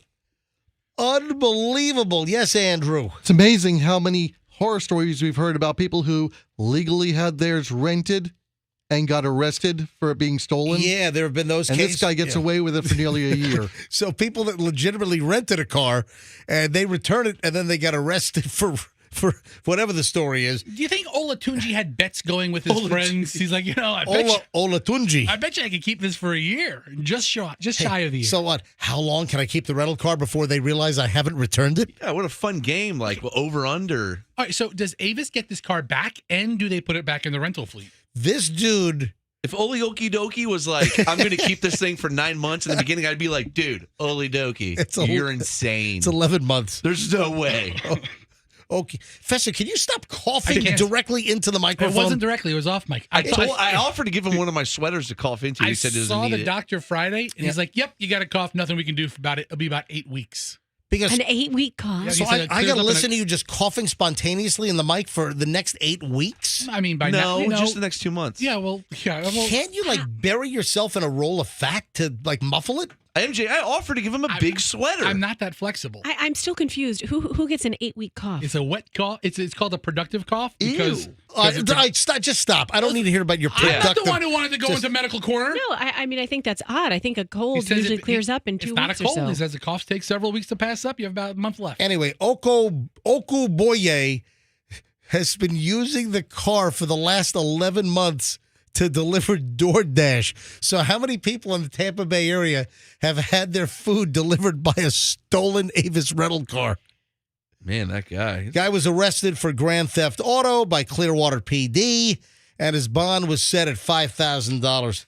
By the way, good morning to Chief Slaughter, Clearwater Police Department, always a big-time MJ Morning Show fan and listener, so we appreciate Chief Slaughter over at Clearwater PD. Hey, by the way, yes, we do, but I do want to tell you, there's been a bit of a rental car shortage. Yes, we do what? Oh, appreciate him. Okay, gotcha. Yeah, there's been a bit of a rental car shortage in the Tampa Bay area. At least that's what I heard yesterday. So maybe that's a good method. Just if you get one, just hang on to it. Don't give it back. Hey, what? It's great advice. Man, what do you mean? Well, hold on. Where are you hearing there's a rental car shortage? From the person who drove me to work today in a rental car. So Doug told you? Yes. He said, I'm lucky to have gotten this car. There's a shortage right now. There was a shortage last week or something like that. Listen, that was like COVID times. I thought all the rental car companies have sort of recovered. When's the last time you tried to rent a car? Last weekend, probably. Yeah, probably. Where, here in Tampa, Florida? No, not in Tampa. In Tampa, it's been a problem this past week. Right. I mean, we're getting to the spring break season. A lot of out-of-towners are coming here. Mm-hmm. So rental cars are tied up. Hey, speaking of rental cars, this is insane. What I do with the story, if I can't find it, I can just kind of paraphrase. But apparently, if you rent a car in Orlando, people are waiting for 2 hours in line. People are waiting in line longer than their freaking flight from New York to rent a car at the Orlando airport.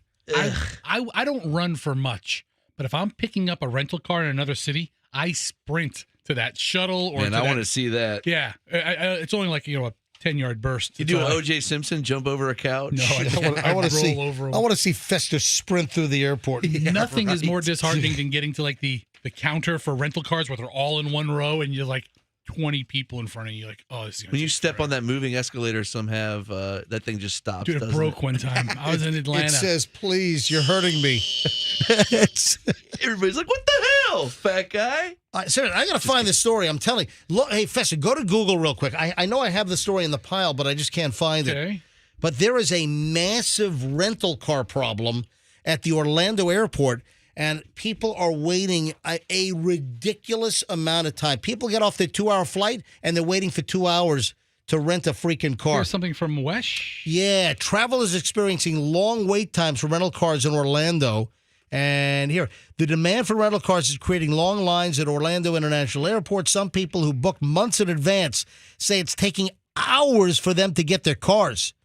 Orlando Airport officials say the backup is due to a combination of things. A spokesperson says Daytona 500 has made it a busy... Yeah, it's a busy weekend right now. That's right. A lot of things happening in Orlando time, right now. Blah, blah, blah. But come on, still. How close is Daytona to Orlando? Hour. It's the nearest airport. The line to get to a rental car almost looked like a line to catch a flight. Oh, my gosh. I don't know. I'd die. I'd just pass out. Just right there in the rental car line? It's just too much. I can't handle it. So heads up. You got a big, giant problem. I'm going to start a churro business in Orlando. Drop the car right off to you. Yeah. What is that? Turo, it's that that car sharing business. Oh, where like people just let you use their car? Yeah. Or you buy 3 or 4 cars and you run a little business out of it. I'm in. Really? Yeah. You have like 5 cars and you run Yeah, a but rental. I wouldn't want to rent your 2004 Lincoln Town You don't schlep. All right, you don't rent mine. You go to Fields BMW and you lease 5 Fesher knows this. X5s. Fesher was a and then limo you rent them driver. out for $100 and something. Fesher, weren't you a limo driver for a while? Nah, I was a limo stripper. You were what? Nah, forget it. The party Hold on, hands. no, He worked in no, the no, I party worked at hands. some con artist car company for a little while. When was know this? that. Shut up. When was this? Right after the morning show, some scammer. I didn't know. Why are you getting mad at I'm me? telling you, I don't talk about it. You're waving us off for some Because I reason. don't want to talk about it. Oh, dude, did you? No, but I lipped it.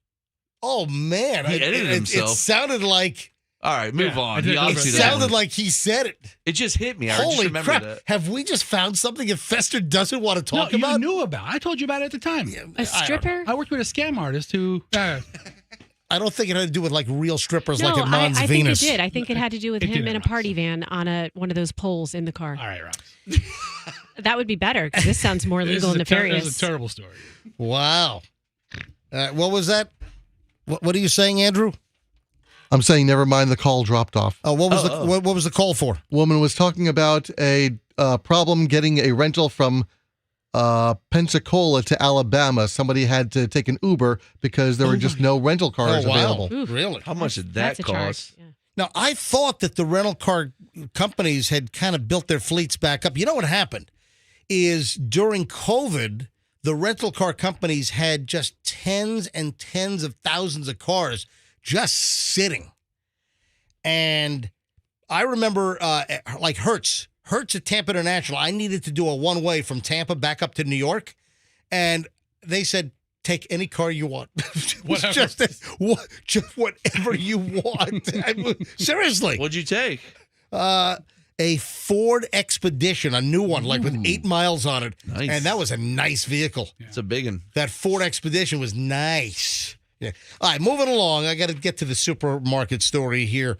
And I saw a piece about why you should steer clear of grocery stores that do this. I'm going to give you an audio daily double clue. You got it, folks. This is a game. I was in the business for 7 years, so I think I might win. Oh, You were a let's bagger. Let's. yeah, and You weren't in the business. I was the head bagger. Are you ready? All right. It is time for your audio daily double clue. Stay away from supermarkets that do this. Yes. Plays music. No. What? No, you gotta look a little deeper, man. All right. So stay away from a grocery store that does this.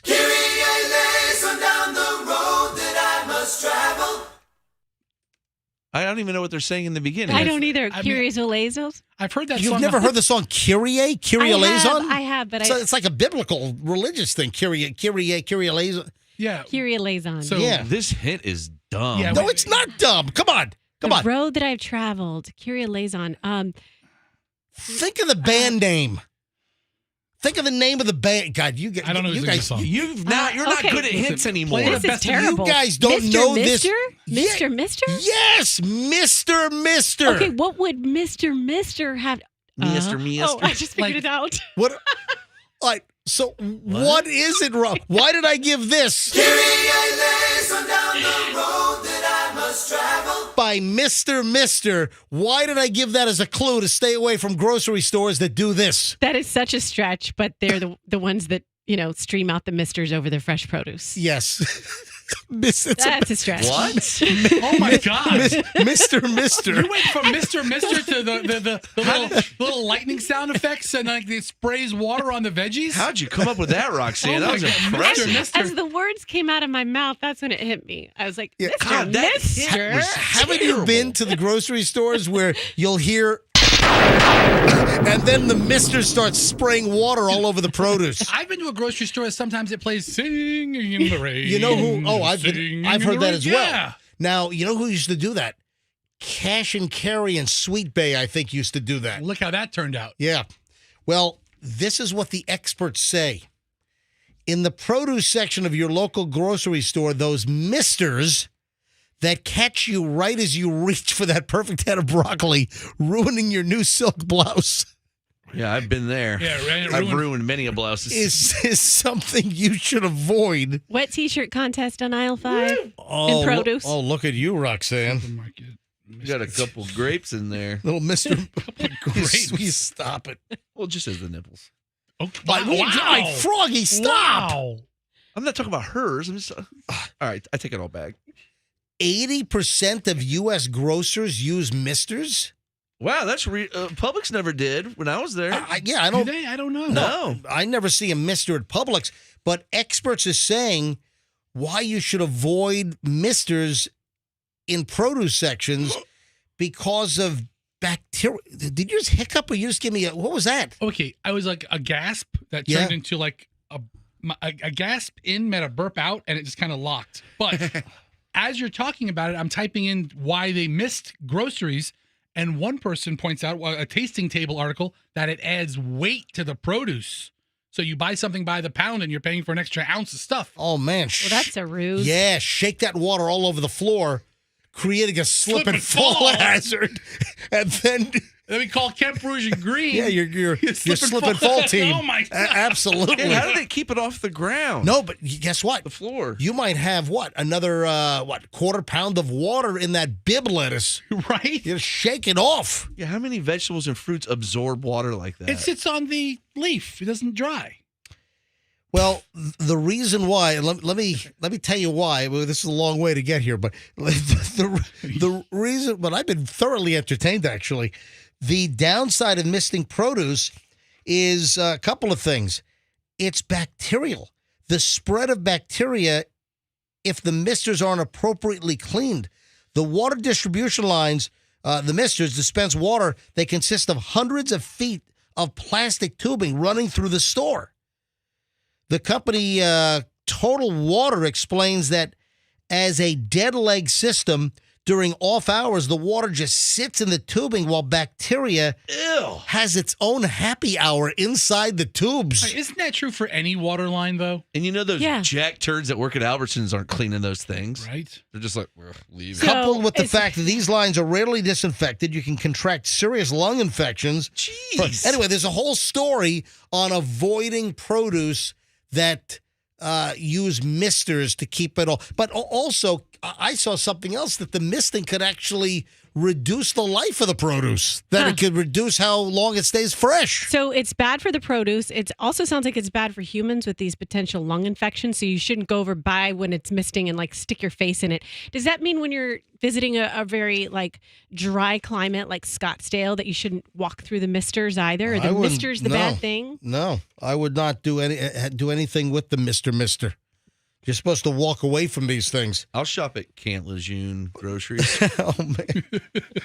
Oh, did you have misted produce in Camp Lejeune from 1954 to 2012 or whatever it is? Yes. That's right. The whole Camp Lejeune water issue. Camp Lejeune Brussels sprouts. My God. Anyway, hey, news you can use, baby, on the MJ Morning Show. So now think twice about who uses misters. Does anyone? Because Publix doesn't have misters. Does Winn-Dixie do it? I don't know. I want to say maybe. I don't know. A lot of grocers do it. Some people think there's the illusion of it being more fresh. That's it. If it's glistening. Yeah. you're- I meant You to know say what? I meant to say that, but I forgot. That's right. Okay. Is that people think that maybe it's got dew and mist on it. It's got to be like fresh from the field. You know, sometimes I always like these stories, but I'm going to take this one with a grain of salt. I like my produce looking dewy. I'm going to live in the bubble of not knowing anything that you just said, and I'm going to assume that mist water is clean, and I'm going to enjoy it. Dewy. Sure. Why don't you just, I like tell you dewy- what? Why don't you just put your mouth on the nozzle and just take in the mist right into your mouth? You've just Next time you're in a Mister Yeah. supermarket produce section. I'm not saying it's your fault, but that story just demystified something that I liked. I liked Demystified? the misters. Yeah, I've always been pro mister when I walk by and see it. Do you like Mr. Yeah. Mister? I thought my clue was fantastic. All right, in hindsight, worst. it was a really good clue, but at the time, I was totally lost. Mr., ladies and gentlemen. So there you go. Crap that you can really kind of cling on to and remember. 'Cause who listening to this show is not going to think of what we just talked about anytime they're in a grocery store with those misters from now on? Last grocery store, Al Herman here. Last grocery store I was in, they didn't have misters. You know what they had? What? Misses. Give me a quack on that. I don't get it. Mr. and Mrs. because one's a guy, one's a girl. Thank you so much. Why aren't you laughing faster? I mean, it's not that great a Knock joke. it off. I thought it was. I mean, if it was a good joke, I would have laughed. Just knock it off, back Froggy. under the table. Would you please? Now, who likes McDonald's cookies? Dude, McDonald's cookie game is on point. I never had one. McDonald's has like a line of baked goods, like in their McCafe line. Don't sleep on them, my friends. I've been sleeping on them. Don't. When was the last time you went to a McDonald's, Rox? That's where she goes and eats in her car. Yeah, I do. I do. Roxanne is at McDonald's. Roxanne's at McDonald's like 3 days a week, and then she takes it home and eats in her garage. Yeah. And pray that I remember to turn the engine off. Do you have McDonald's bags like all strewn in the No. back seat? No, but I do dispose of them privately. So Closet McDonald's eater. has like a little plexiglass display on the counter between the registers. They have cookies in there and sometimes honey, cinnamon buns and stuff like that. Well, here's the deal. We have a woman here in Florida that pointed a loaded gun at a McDonald's staffer last Thursday because of a dispute over a cookie. Amari Hendricks, 24 years old, was in the drive-thru at the Altamont Springs McDonald's. You know where Altamont Springs is, right next to Winter Park? You pass downtown Orlando, you head towards Altamont Springs. Man, there used to be a great Fuddruckers in Altamont Springs. Is that still there? Hey, see if Fuddruckers is. I'm going to take a trip for a burger. No, Is you it aren't. Altamont or Alamont? Altamont. There's Altamont Springs. There's a T in it. Right next to Winter Park. So this woman, Altamont Springs McDonald's, she pulls a gun on a McDonald's worker. They began arguing with the employee about her right to a complimentary cookie. Cool. Andrew's telling me the Fuddruckers is gone for Altamont Springs. That no moon sucks. pies for Oh. you. A staffer eventually handed over the cookie to appease Hendricks, but the situation was not calmed. Police said the woman then allegedly pulled out a black handgun. So they get into an argument. Now, what are they talking about? Why would there be a free cookie at McDonald's? Was it It's not like the bakery at Publix where, kids get a free cookie. Right. You just don't walk into the McDonald's like, can I have a cookie, Oh, please? free cookie now. Come on. Maybe it was free with the Happy Meal or something. So they get into an argument over the free cookie. They finally give the woman a cookie, and then she pulls out a black handgun, inserts a magazine, and then racks the slide. Okay. And points the firearm at the drive-through worker. What the hell? Not a fan of chocolate chip, I think. I'm about to say, these are really good cookies. Handgun worthy? So the escalation then really made the staffers scared and confused and nervous. Wait, she did this after he handed her the cookie? They then retreated. The employees went into the restaurant's interior and attempted to lock the front door. But this Hendricks woman was able to get out of her car in the drive-thru, get inside, and then allegedly assaulted a male worker, and his face was all scratched and his neck was scratched. Over a cookie. Over a flippin' cookie. Yeah, I really can't stress how good these cookies are. Yeah. I mean, for what they are, for drive-through, quick cookie, McDonald's, they're on point. The cops show up. This Hendricks lady. Was it the Altamonte cops? Because No, we're it's not. No, it's Altamont. No, it's not.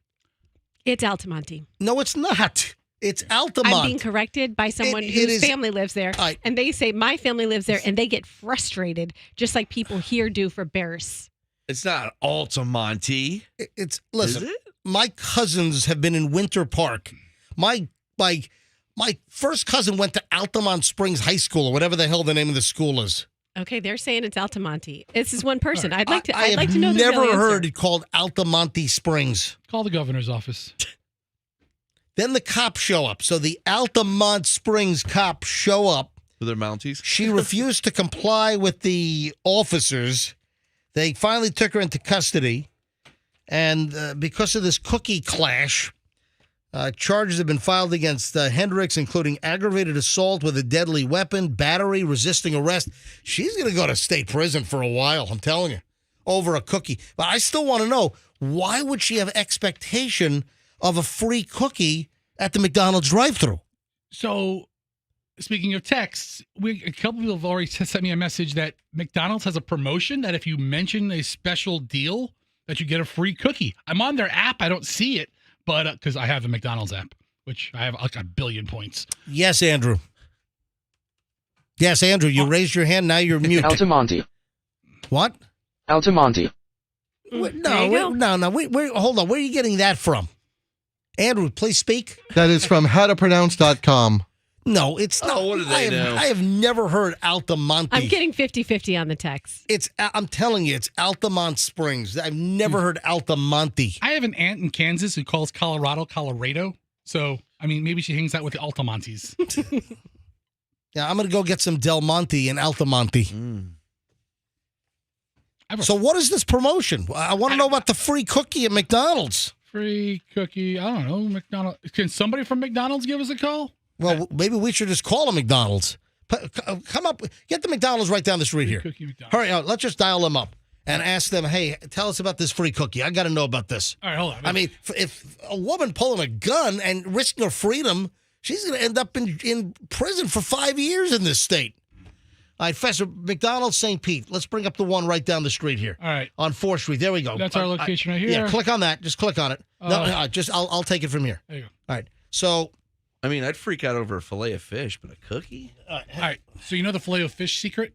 What's that? You got to order it with extra cheese. Dave the Dwarf told me that. Dave the Dwarf told me that. That's right. Did you know they only put half a piece of cheese on a filet of fish? Dave the Dwarf gets extra cheese. Yeah. Hey, man, put a full slice of cheese on it. all right, I'm calling McDonald's right down the street here. All right, Fester, pick up line 5. It's the one on hold. Pick up 5 and tell them it's the MJ Morning Show calling from right next door on Q105. We just need to talk to a manager on the show. We need to find out about the cookie deal. I'm sure they'll recognize your voice, Fester, aren't Yes. you? Yeah. I mean, usually they hear my voice through the speaker in the drive-thru. I mean, they should pick up the phone, right? I mean, they're not busy at 8 a.m. or anything. If you hit that place at 10:20, Hey, how are you? This is Fester from the MJ Morning Show. We're right across the street at the radio station from you guys. Hey, can we talk to you? Does McDonald's have a promotion about free cookies? Yeah, have you? We're talking about it. Can we talk to you for a second? Just a quick second. Can we talk to him? On the radio, please. Well, 5 minutes. Hold on, just. All right, hold on. All right, what's the deal? General manager's walking in. Walking in right now? I mean, at 8? Should have been there at 5. Let MJ talk to you real fast for 2 seconds, okay? 2 seconds. Hold on. All right, pick it up, MJ. Okay. Jeez. Hey. All right. Hey, it's MJ Morning Show live on the air. Hi, who's this? This is Craig Richardson. Hey, Craig. Great to talk to you this morning. Can you explain what is the McDonald's free cookie promotion? How does this work? 1 second. Miss Marcus. All right. Now, All right. They live on the radio. They want to ask about the free cookie promotion. We have a free cookie promotion? I don't know how that works, mister. They on live on the radio. Hold on. Miss Marcus speaking. I can help you. Hey, hi. It's MJ. We are live, and thank you for your colleague telling you that we're live. Is there a free cookie promotion? We were doing a story about a woman that got in trouble at McDonald's over in Altamont Springs. She was trying to get a free cookie at the drive-thru, and she pulled a gun. Is there a free cookie deal going on? No, there's not a free cookie deal. You telling me that she pulled up with a gun? Yeah. So you don't know the story? Yeah. You got to hear this. This happened in Altamont Springs, and a woman at an Altamont Springs McDonald's pulls up. She's asking for a free cookie, and we assumed there was some kind of like a free cookie promotion, and they wouldn't give her a free cookie, so she pulled a gun. Oh, my God. No, we don't have a free cookie promotion, but me, if you're pulling the gun just for a cookie, I'll give you a whole tote. So, listen, I was trying to explain to MJ how good the cookies are at McDonald's. They're really good cookies. Good. Yeah. Let me give you a little bit of the story here. So, Gun just for a cookie. Oh my God. Oh, yeah. Hold on, I get you a coat, a whole fresh coat. What's your first name? Regetta, Rejetteta. Hey, Regetta. My name's MJ. MJ Morning Show on Q105. All right, so the lady's name is Amari Hendricks, 24 years old. She went to the drive-thru of the Altamont Springs McDonald's, which is right near Orlando, and she began arguing with the employee about her right to a complimentary cookie. And then she ended up pulling a gun. Then she went inside. They tried to lock the doors to keep her out, but then she started hitting the employees. No one was hurt. One employee was scratched, but the police arrived, and she's been arrested over what she thought was her right to a free cookie. Wow. Unheard of. All right. Listen, Regetta, it's a pleasure to talk to you, and do me a favor when you get a chance, check out the MJ Morning Show on Q105, 104.7 FM. Okay, not a problem. All right, have a lovely day. You too. Have a blessed day. Bye-bye. Bye-bye. Wow, she's lovely. I knew she was going to say have a blessed day. I don't know what I'm what do you call it, Froggy? Clairvoyant? You are clairvoyant. I am clairvoyant. I go to that not, McDonald's. Not clairvoyant, but clairvoyant. This McDonald's is right by the radio station. I go here all the time, and that's what they say. You get your order, and they say, have a blessed day. And I'm like, thank you. You too. You know what? You need to go say hi to Regetta after the show today. I know Regetta. I know Craig. I know that first guy. Oh, you know them all? Yeah. What are you on a first name basis with these folks? Well, yeah, they wear They're badges. right across the street. I mean, I see them all the time. Roxanne. Yes. Do your kids, and this is a good question, you know what? This is for all of you guys. I was just thinking, you have the youngest kids because you've got a 5-year-old. Because I'm the youngest. And a so it just makes 3-year-old. sense. Then, Festa, you've got 11 and 6. Yeah. And then, Froggy, you have 11 and 8. All right, so you guys are all in the hunt here. Is this true? Kids drink more sugary drinks than eat actual fruit and vegetables? We try really hard in our household to eat healthy. We try, but sometimes somehow a sugary drink like mango juice from Costco, which is really good, or lemonade ends up in our house. Guess what? You drink like mango juice. It probably has more sugar than if you yeah. had 3 cans of Coke. My kids drink water and Prime. What? Logan Paul's energy. Oh, Prime is that new energy drink, right? They send me every day to go find one. You know what? I've never had Prime. It's pretty good. Does it have caffeine in it? I don't know. It's better than it has better ingredients. Well, than all other didn't stuff. they advertise Prime during the Super Bowl? I don't know. I don't remember. I saw an it. ad recently for Prime, and I'm like, I never had that. It's everywhere. So Prime is a competitor in the Gatorade and Powerade category. Is that it? Yes. Yeah, it's actually just carbonated water, coconut water, citric acid, natural flavors. So it doesn't look. It's in that category. It's not really like an good. energy. It doesn't It's have better than caffeine. Gatorade. Hey, Froggy, go to 7-Eleven. Go get me a Prime real quick. Right now? Or Wawa. Right now? No, but no. You know I will. I mean, I don't drink a lot of sports drinks. I mean, I only really drink water. It's Logan Paul's drink. So is it really? Oh, that's why Logan everybody Paul loves it. started him and KSI. Yeah, it's a hydration drink. It's not an energy drink. Hi, good morning, MJ Morning Show. Robert and Lakeland. Hi, Robert. Good morning. How are you guys and girls? Good. What's up on this President's Day? We are live, by the way. Thank God. Yeah, we're serving the audience today by being live today and not, taking off on President's Day. Robert, what's up? So I know the segment's over, but just to reiterate about the free cookie, if you go to the drive-thru or go through the drive-thru, and if you do not ask for the mobile reward app, you're supposed to get a free cookie. Oh. So that's what the deal probably was. So you're saying that at the McDonald's drive-thru, they're supposed to ask, hey, do you have your mobile rewards app? Correct. And do they, scan it? No, you tell them the code number. Oh, okay. But right there on the marquee, it says if we don't ask for your mobile app reward, you get a free cookie. That makes sense. So it's not a promotion as much as it is keeping them on their toes. All right, well, Robert. Correct, Fester. Let's call Regetta back. Maybe she forgot about that. All right, but hey, thanks, Robert. Thanks for listening, buddy. Bye-bye. I tell you what, that McDonald's always asks about my mobile app. Do they? Yep. Well, there you have it. All right, Festus brought up prime hydration drink. So kids drink more sugary drinks than they do eat fruit? Oh, yeah. Vegetables is what MJ said. When I'm having a bad day, like in general, I just go, Roxanne, just go home and make sure your kids have had enough vegetables and that they read some books. Like, that's the most important thing you can do as a parent is make sure your kids have. A report from the CDC, the Centers for Disease Control and Prevention, they put out a report on Friday and said that half of American kids under 5 don't eat a single vegetable daily, and 1/3 don't eat a single fruit daily, but an alarming 60% consume sugary drinks. Does French fries count as a vegetable? What about veggie sticks? Those little crunchy Uh-huh. snacks that you get at Costco or Sam's.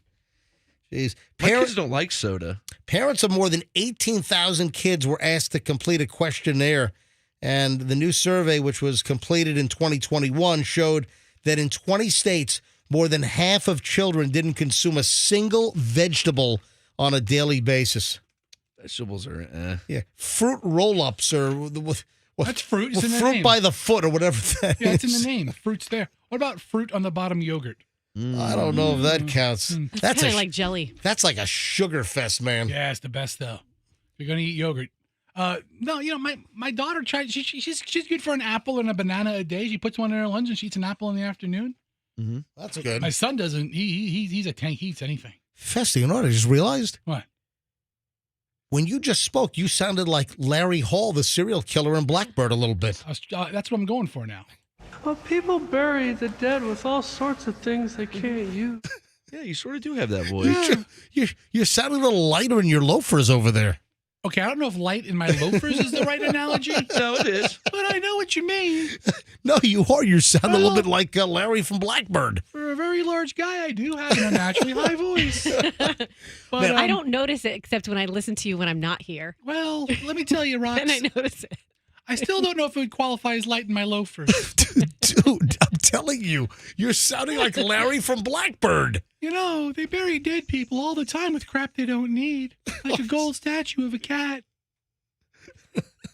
Bitch, tell me your dreams. I can't get my voice that high. But then he's like meeting with the prison psychiatrist, and then he belts that out.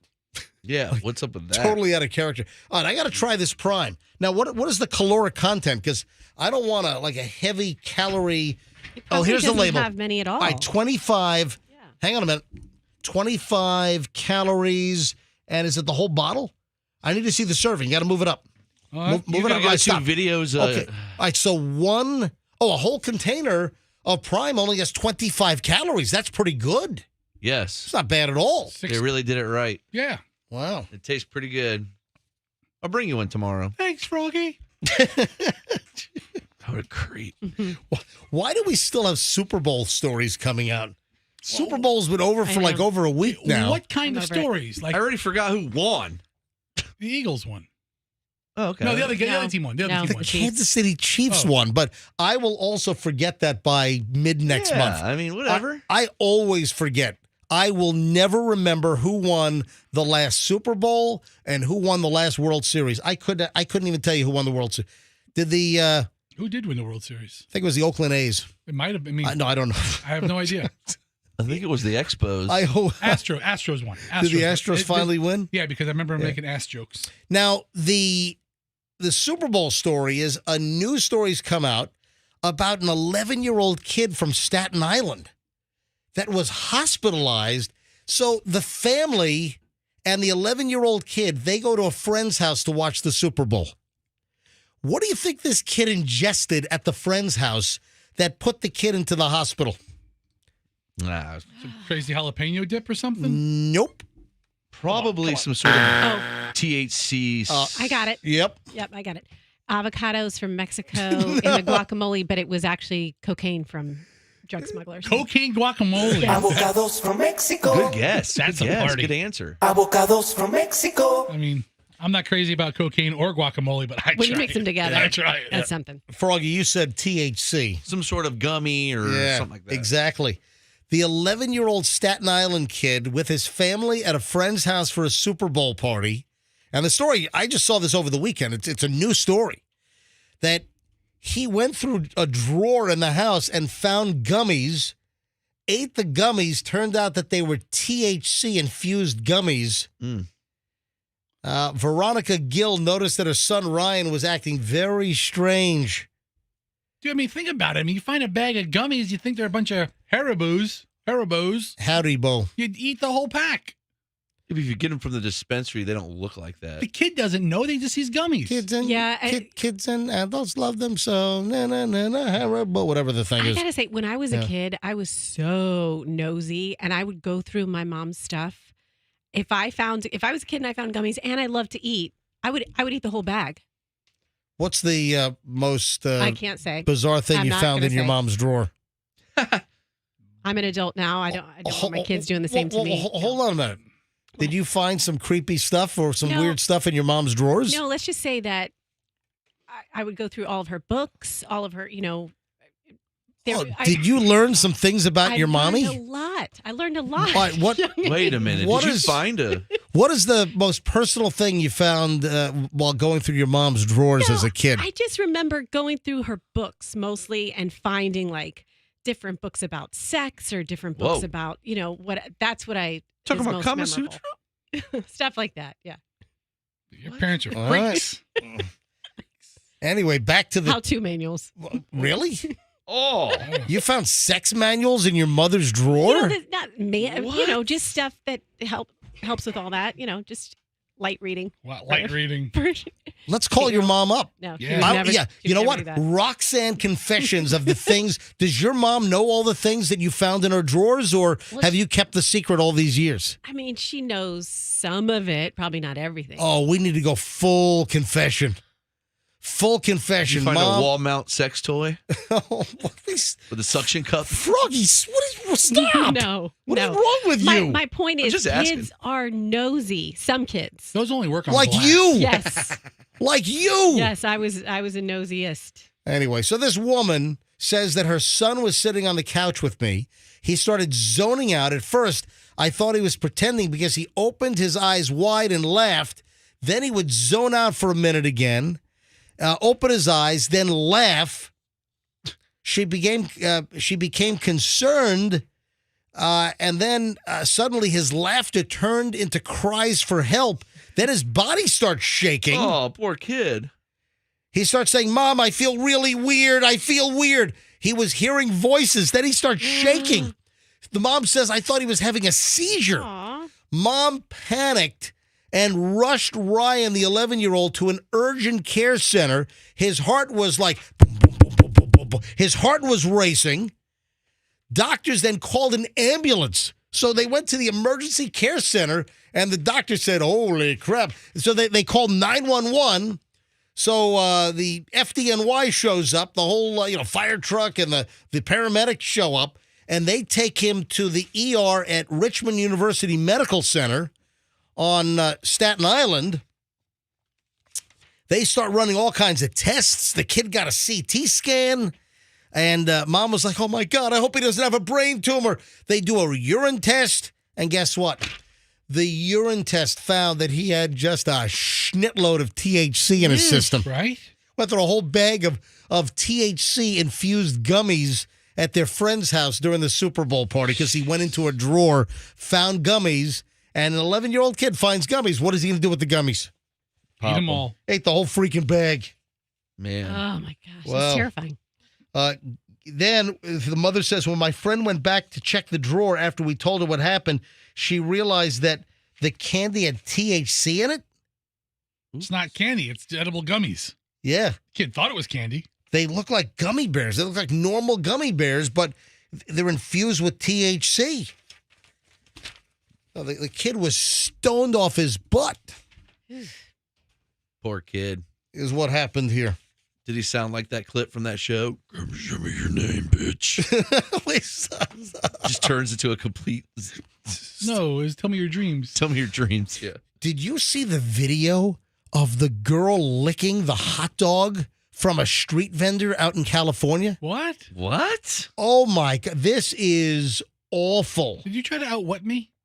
What? What? Let me see this. Where did it happen? California. A video has now gone viral, and it's a hot dog vendor. This is taken right outside the Viejas Arena at San Diego State University. It's happened last weekend. It has been seen by millions of people. One woman is, and these are like young, like college-age girls. One of the women is overheard complaining about a $7 hot dog. All right. Hot dog was $7. And by the way, look at these college girls. Yeah, look what they they're wearing. so annoying. I mean, what is the deal with girls going out wearing like lingerie bustier tops? Yeah. What like look, two of the girls have like bras on.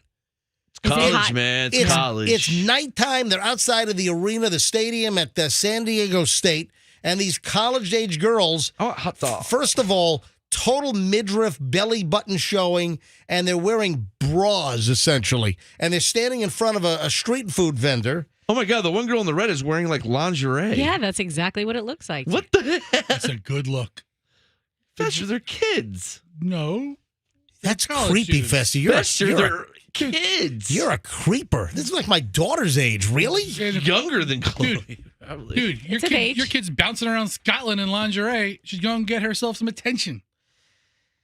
The footage was taken outside of the San Diego State Arena, and the vendor was Hispanic. The girls are white. The vendor's name, Andres Aguayas Alvarez. He says they grabbed my bacon with their hand, all my vegetables, everything I use.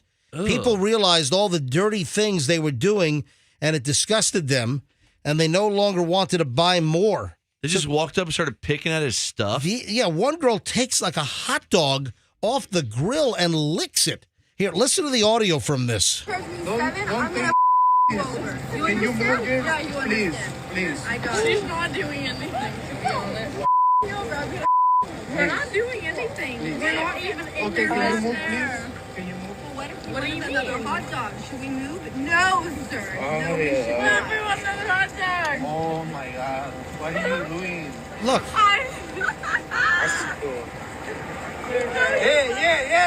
Man, I feel bad for the vendor. Well, and these these girls are He's just trying to be acting nice. like monsters. Look at a good hot dog. They're I'll touching spit it all all his, out. they're Touching licking him his and hot licking dogs. him? They're touching all his food. Why didn't he go off on them? I would. I mean, then suddenly he's in all kinds of troubles. He did the right thing by videoing them, and now they're famous. Anyway, these girls are they're getting an earful, as they should. Ugh. They ought to be forced to pay for all the food they ruined. Yeah. I'd still wanna eat hear that stuff. I want to hear the 911 call with one of you guys saying that those girls licked your hot dog. I would let Roxanne? let any one of those girls spit on a hot dog, and I'd still eat it. Oh my no God! problem. What is wrong No with you problem with two? that. No problem. Tell you what, you know I have what? no problem with that. Roxanne and Fester, why don't you guys just go across the hall and try to outdo each other? Okay? Can I watch that show? I mean, that's the best job offer I've ever had. A street vendor activist took to Instagram and claimed that these women were San Diego State University students. The school actually put out a statement. Listen to this.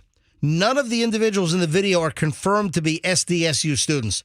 Further, while individual names had been shared online, at least one SDSU student and a student organization tagged by social media reportedly being misidentified and not presented in the video. So now they're saying that the women have not been identified, that they might not be San Diego State University students. I could probably guess their names. Probably Ansley. Probably. You mean Ainsley? Ainsley. Probably Shenandoah. Is a Becca? Is Rebecca? No, just Becca. Probably a Michaela. I love that name though. Oh. Do you love the name Michaela? I do. I wanted to name my daughter Michaela. So why didn't you name your kid Michaela? Because one of my friends named her daughter something like that. So Michaela. yeah. Oh, so you couldn't name your kid Yeah. something similar? Is that it? No. So I went with Evelyn. Oh, hey, did you see that King Charles has selected his coronation music? Yes. He's not coronated yet? What's taking so long? The old lady's been dead for a while, right? No, because usually they wait a year. Is it? Oh Okay. yeah, or they don't do it right away. I mean, I'm an American. I mean, a president kicks the bucket. We swear the guy in like a second. Now listen, don't nick my big, gigantic ears with that sword, please. King Charles is going to be coronated at Westminster Abbey in May, and his coronation music has been officially selected. Would you like to hear one of the tracks? Yeah, I love Please. it.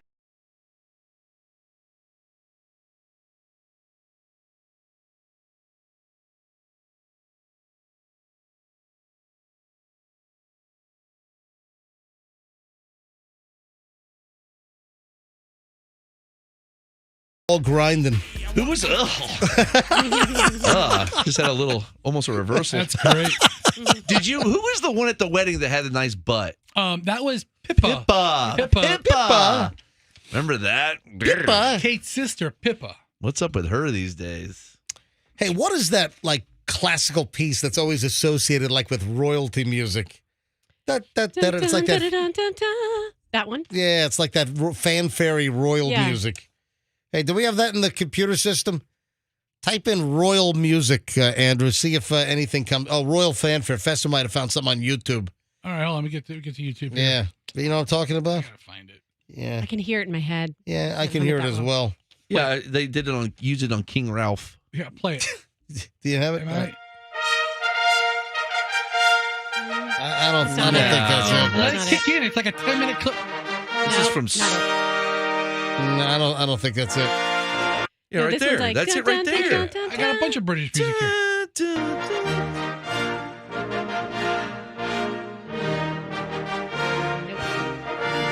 No, it sounds very royally fanfare, but that's not the one I'm thinking It of. sounds like it would belong in Yes. King Ralph. King Ralph. Guess who else is going to launch paid blue check verifications now? Text messaging. What? No. I don't know. What social media platform is Twitter? Well, Twitter already has it. Twitter. Listen, my blue check on Twitter was given to me free, and it just showed up a couple of months after I joined Twitter in 2011. And I've had my Twitter blue check, and I thought they were taking it away because I'm not paying for it.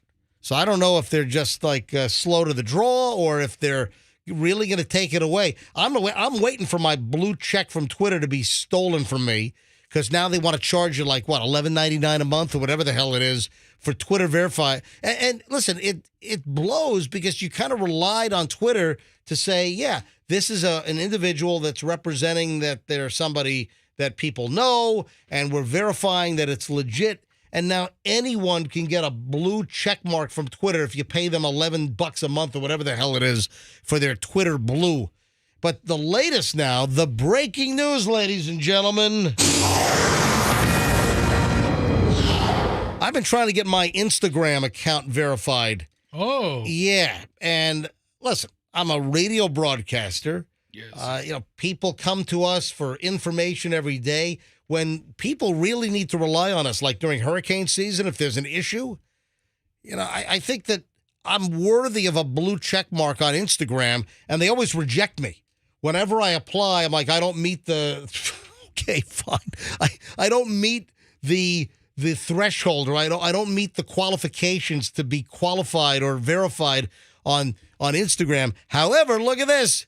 Meta, which is the parent company of Facebook and Instagram, now they're launching their own paid verification service. I'm not paying them to get verified. I want to get verified because I'm a legitimate broadcaster that broadcasts to hundreds and hundreds and hundreds of thousands of people on a daily basis. Yeah. So I think that it's worthy to me for me to get verified. Hey, you don't have to tell us. And I've got competition. I've got other radio competition in the market who are verified. So why are they verified, but I don't qualify? Not fair. Well, anyway. Chad and Christy get verified just for cracking the mic. They're really good. I mean, they're really So good. here's the deal. Now, Meta's going to launch a paid verification service, and they're going to call it, I don't know, some kind of... How much is it? That's going to be... I guess $11.99. Meta Verified will start at $11.99 per month on web or $14.99 on iOS. Well, what about? Well, that takes away all the meaning of the being verified. Well, exactly, and that's the whole problem. Doesn't matter. That's the problem with Twitter. I'm not gonna.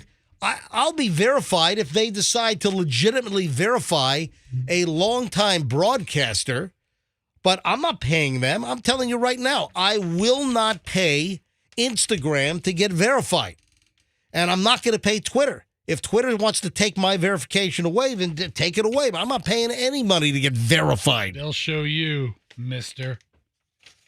I saw this earlier. I'm like, what the heck is going on? We have an update, shifting gears. We have an update on the crazy, gigantic boobed woman up in Canada. Oh, my God. Hey, Andrew, do me a favor. You got a teacher? The teacher woman, right? The teacher up in Canada, in Ontario. Andrew, if you don't mind, you got to build a whole new link page for the teacher with the ridiculous prosthetic implants or prosthetic device. It's not an implant. She's wearing like this latex. It's a man that transitioned to a woman and has, literally boobs that are like some kind of a cartoon on nuclear power, on steroids. These boobs are the size. These boobs are on her chest, and they are the size of, I would say, God, can you compare this to something? She's smuggling all the watermelons at the grocery store. These at one boobs time. are ridiculous. They are cartoon-like, and they are a joke. Take 2 medicine balls and glue golf balls to the end of them and jam them underneath his shirt, and that's what they look like. It's like 2 beanbag chairs. Oh, yeah. You know those things you bounce on? Yeah, things with that the you handle put between your leg, and then you bounce on it. Kids bounce on them. Yeah, the kids bounce on them, and adults do too. That could be the nipple part of it, and then the whole big ball. That's how big they are. Listen, the best way to put this: imagine the most ridiculously large watermelon. Yeah. And I'm not talking about the round ones. I'm talking about the oval-shaped watermelons. We've all seen the massive ones. The old school watermelon. The old school big oval watermelon. Now imagine the biggest one you've ever seen, and then double it. And then imagine that those are on this person's chest. And this is a Canadian teacher, right? But wait a sec. The teacher is a high school shop teacher. So the teacher teaches shop. There's like bandsaws belt sanders. There's even images of the teacher like in the shop class. And even the wig is too much. Oh, the wig is distracting. The wig is ridiculous. It looks like Tanya Harding. All right. I wish it was that hot. And then the boobs are ridiculous. Twice the size of the biggest oblong watermelon you've ever seen on each side. And then the nipples protruding through this tight shirt.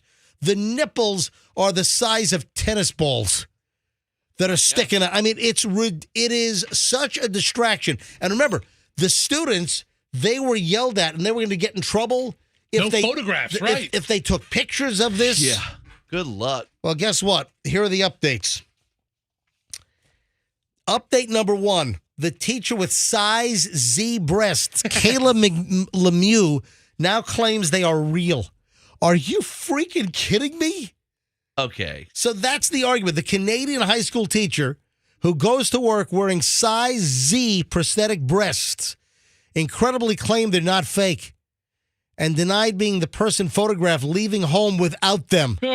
Yeah, that's the definition of gaslighting. Because, listen to this. Where's that photo? There's a neighbor that's claiming, and listen to this, trans teacher with Z-size prosthetic breasts dresses as man outside of school.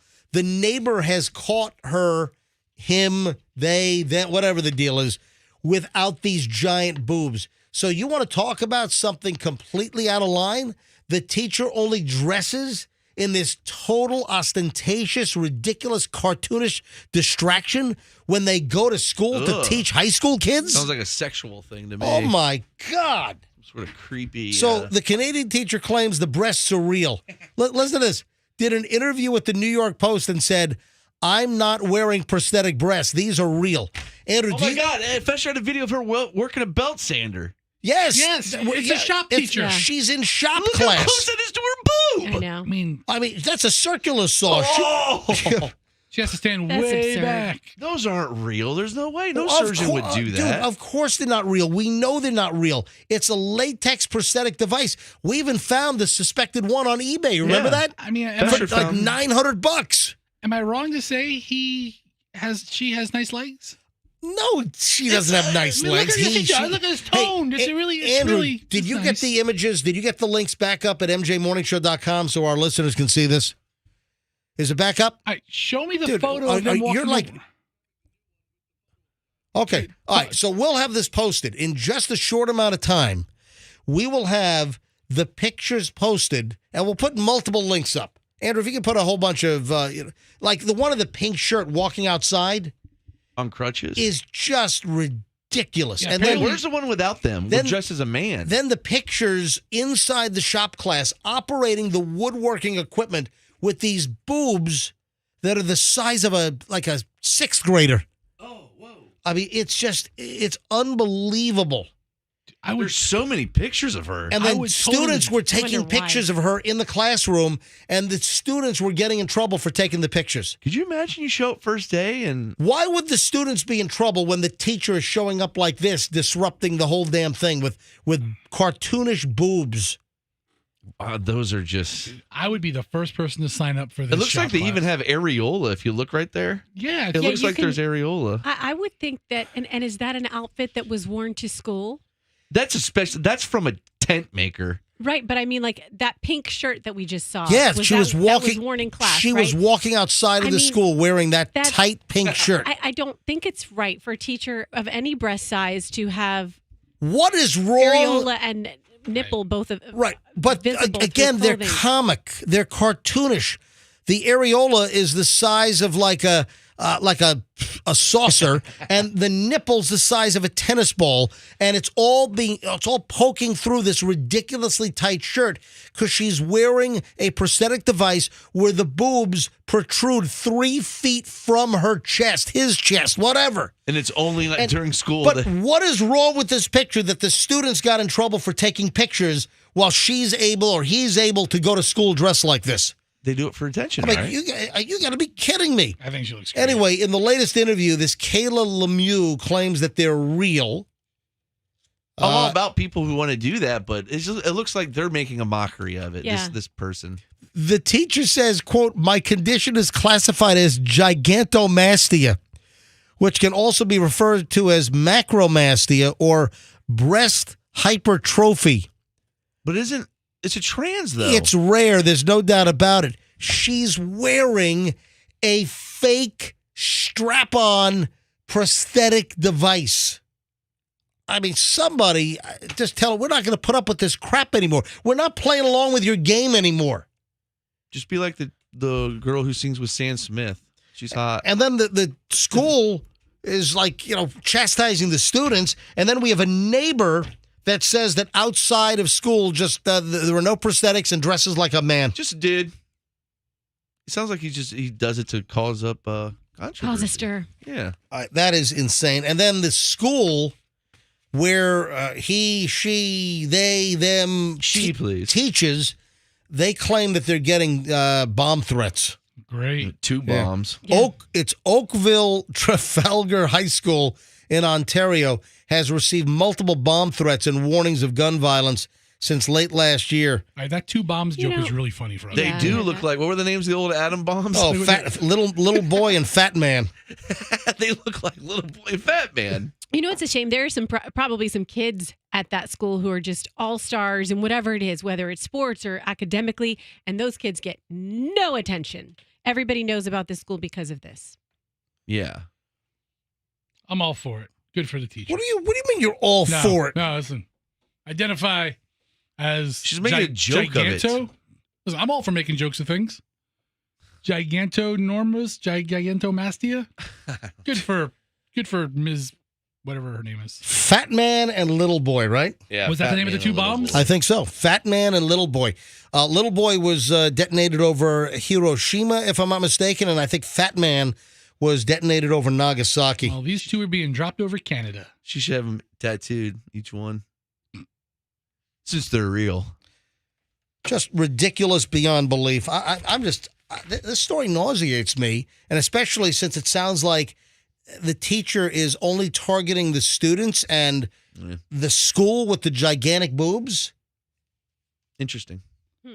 That's almost like, I think, like sexual abuse almost of the students.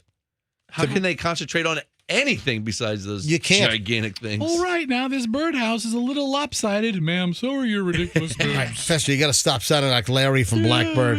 But people bury the dead with all sorts of things they can't use. Yeah, you nailed the cadence Watches, shoes. This is your role. This is you, man. I mean, Fester, you sound just like Larry Hall. well, you know, I try. Larry Hall ripped you off.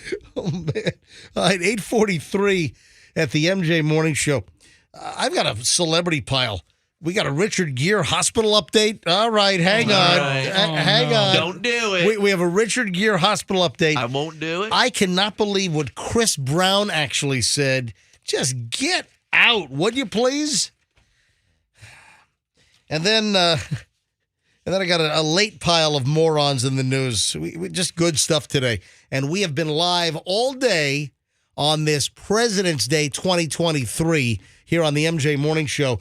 We're back with another half an hour nonstop content next. So make sure you continue to listen. We're back in minutes on the MJ Morning Show here on Q105.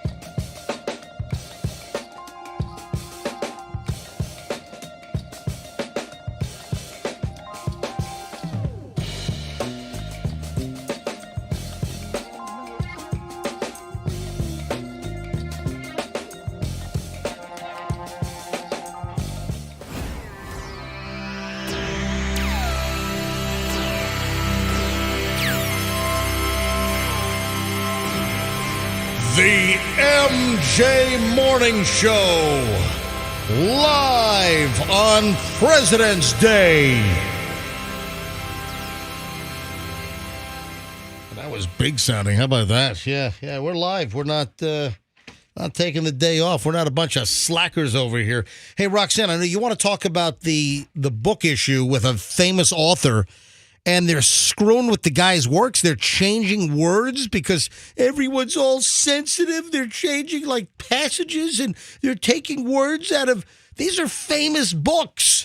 It's ridiculous. That kind of stuff makes me mad. And you got the list. You got everything, right? I do. Holy crap.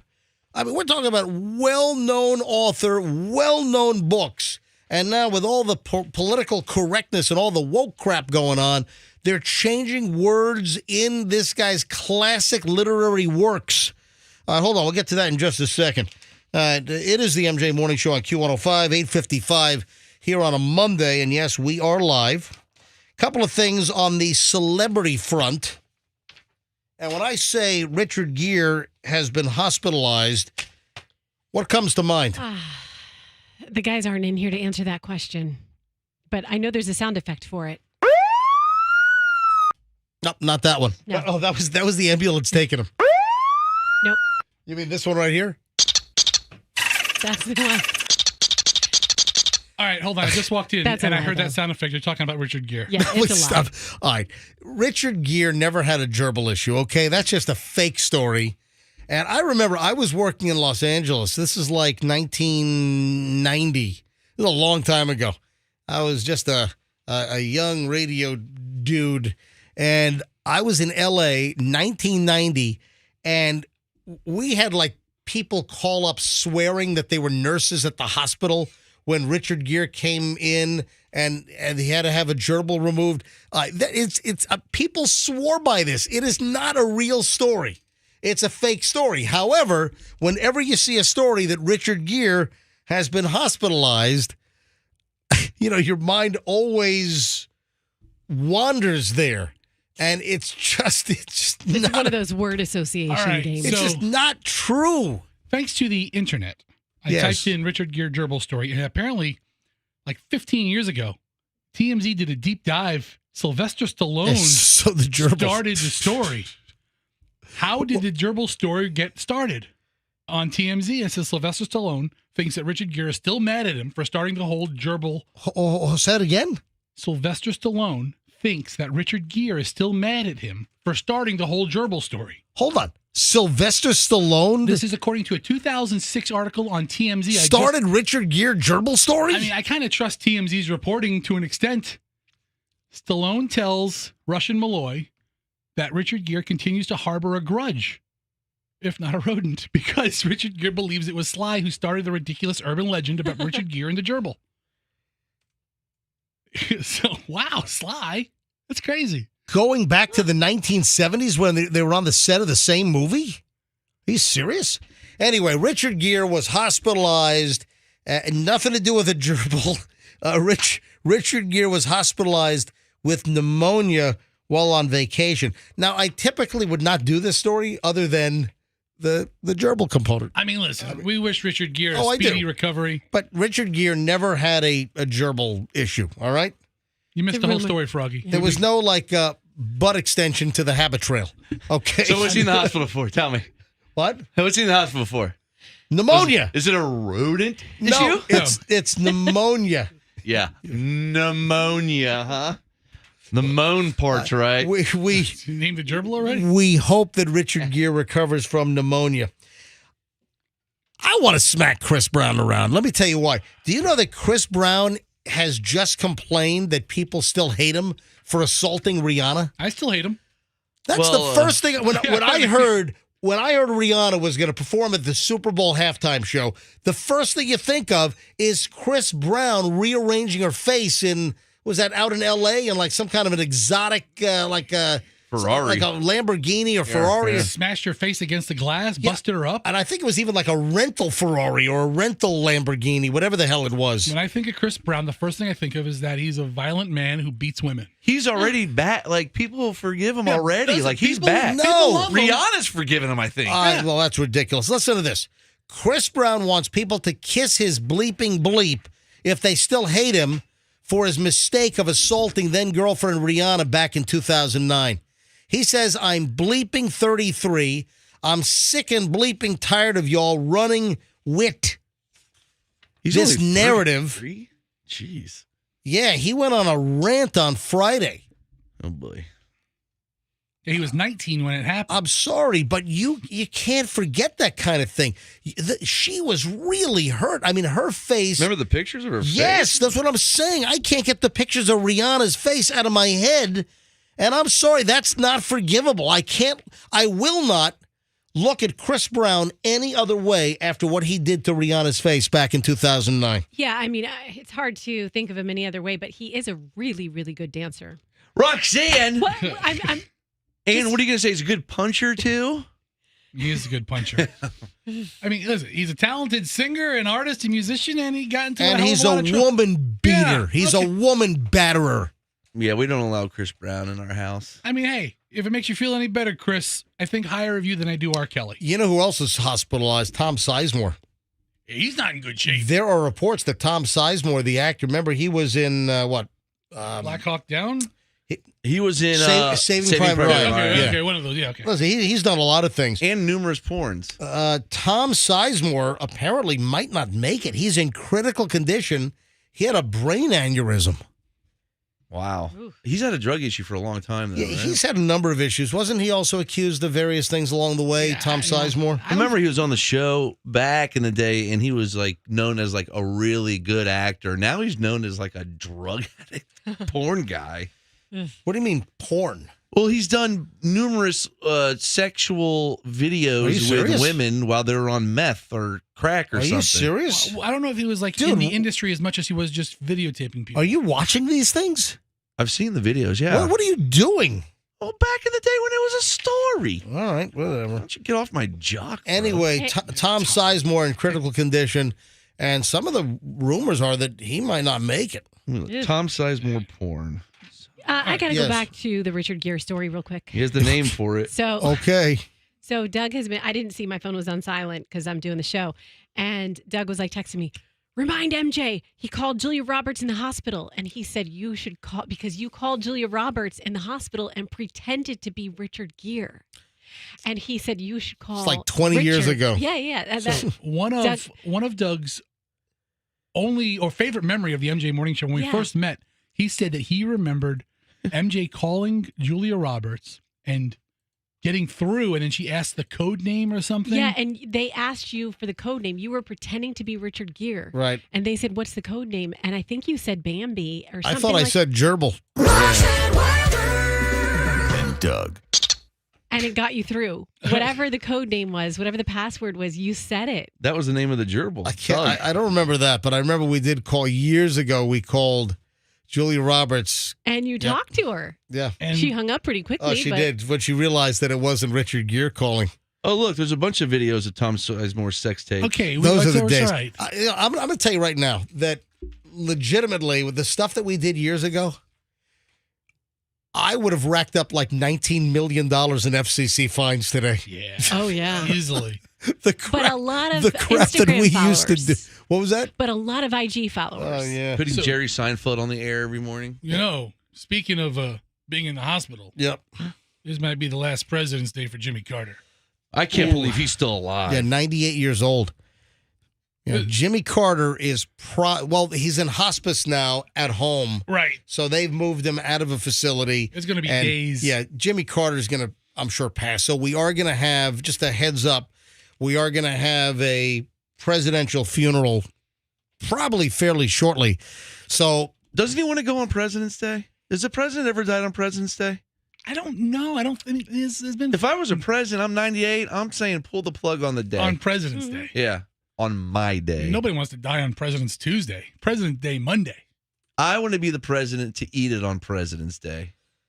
You have to launch a campaign, and first you have to become president. just a heads up that sometime in the very near future, all of the cable news channels are going to be consumed with this. The regular networks. Yeah. So what's going to happen is in the not too distant future, as soon as Jimmy Carter does check out, Jimmy Carter at 98 years old. So if you like to watch The Price is Right, sorry, at 11 a.m., The Price is Right is not going to be on. Hang on a minute. Cops is going to be on? No. You're going to arrest President Carter? From the Bob Barker Studios in Hollywood, Jimmy Carter. No. Come on down.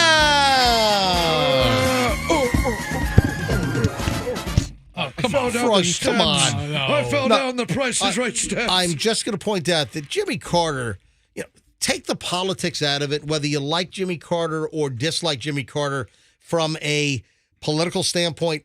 Take the politics out. Jimmy Carter is a decent guy. Decent man. Nice man. He really is. I mean, he's done so much like Habitat for Humanity over the years. Jimmy Carter is a decent man, and it looks like he doesn't have much longer. But the point is that network television, ABC, NBC, CBS, I don't know what Fox does, but when Jimmy Carter goes, there's going to be, I hope they give him the respect he deserves. There's going to be a lot of coverage on TV. Because, we haven't had a president go since last one was George H.W. Bush, right? Oh, yeah. He died 4 years ago, during Trump's administration. Yeah, so George H.W. Bush, and then prior to that, it was Reagan. We're going to have one of these. Or Gerald Ford. Probably Gerald Ford, then Reagan before that. Will they have one for Trump when he dies? When he's a president, yeah. I mean, whoever the president is at that time has to honor his fallen predecessor, yeah.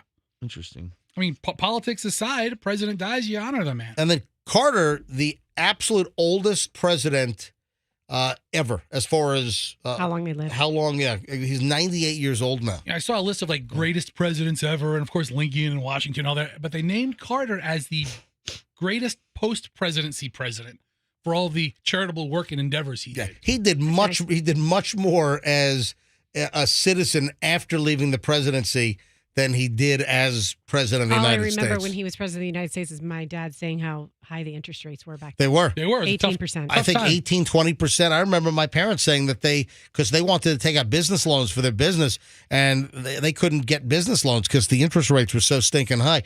All right, on to the book situation. And Roxanne, this is stunning. And I'm sorry, I do not agree with changing works from an author just because words today in a story are deemed to be inappropriate or that they could be deemed as bullying.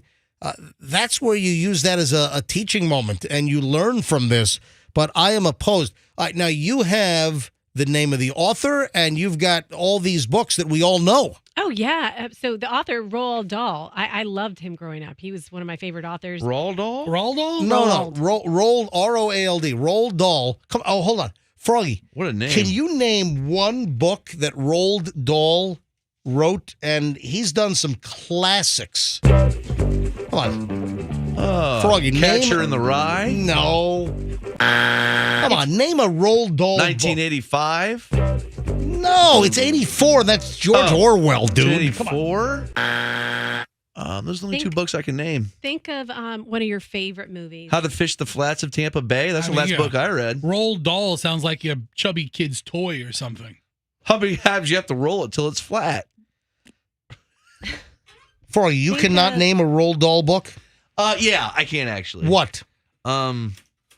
What's that dumb one I used to read? Get off your computer. Get off your phone. I'm not on my computer. Just think of a fruit. That's my clue. Think of a fruit. Fester? Think of another fruit. I don't know. Tell me. A peach. Think of a peach. Come on. Oh, James and the Giant Peach Tree. Yes, peach. Just peach. Oh, peach. So Roald Dahl. Sounds like a porn. He wrote James and the Giant Peach, right? Isn't that the title? Yeah. James and the Giant Peach. Fantastic. Dude, he wrote Willy Wonka, which actually... What's that? Well, the book is Charlie and the Chocolate Factory is the name of the book. Never heard of it. And, of course, the movie became Willy Wonka. He is a famous author. He's prolific. Matilda, Fantastic That's Mr. right. Fox. Matilda, another biggie. So starring Danny DeVito, Matilda? I love that movie. Listen, Froggy. They are now on a mission to change words in his books because they're not inclusive or they're considered bullying. Snosberry does sound like a bullying word. How come it's not James and the Giant Snosberry? Like they're editing out what they claim are offensive books. They're updating I like rolled gold pretzels. What about you guys? His name sucks. Rolled doll pretzels. So they're editing out like words like fat. They're saying that his books are too dated and they need to be updated for the 21st century. Doesn't the Oompa Loompas sing a whole fat song? Oh, yeah. The Oompa Loompas are now gender neutral. So well, I've always thought that's I've always thought the Oompa Loompas were gender neutral. I never imagined an Oompa Loompa with junk. Yeah, I mean they were like Ken dolls. Would it be orange? For instance, Augustus Gloop. Augustus? The kid that gets sucked up into the... You're too close to the river, Augustus. The German kid in the Lederhosen that gets sucked up in the tube after he falls into the chocolate river. Are you going to read the description? It's so good. He is no longer going to be called... What?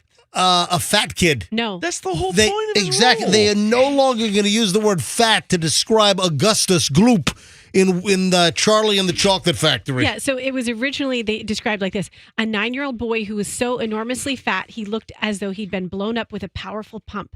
Great flabby folds of fat bulged out from every part of his body, and his face like a monstrous ball of dough. They're taking it out. Guess what words they took out? They took out anywhere where it said fat. They even said like great folds bulged. They didn't say flabby folds. Flabby is too offensive.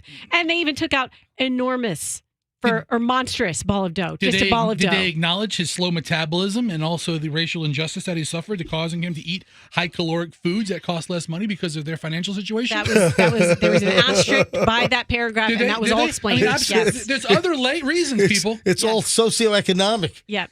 Listen.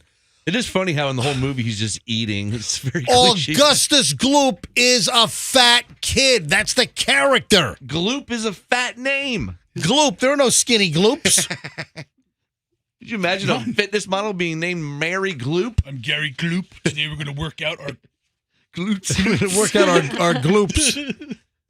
You know, it's funny. I was reading my daughter last year. I was reading her James and the Giant Peach. Yeah. And I kind of censored it myself as I was reading it because there were words like ugly and fat that she'd never even really used or heard. I don't want to encourage her to.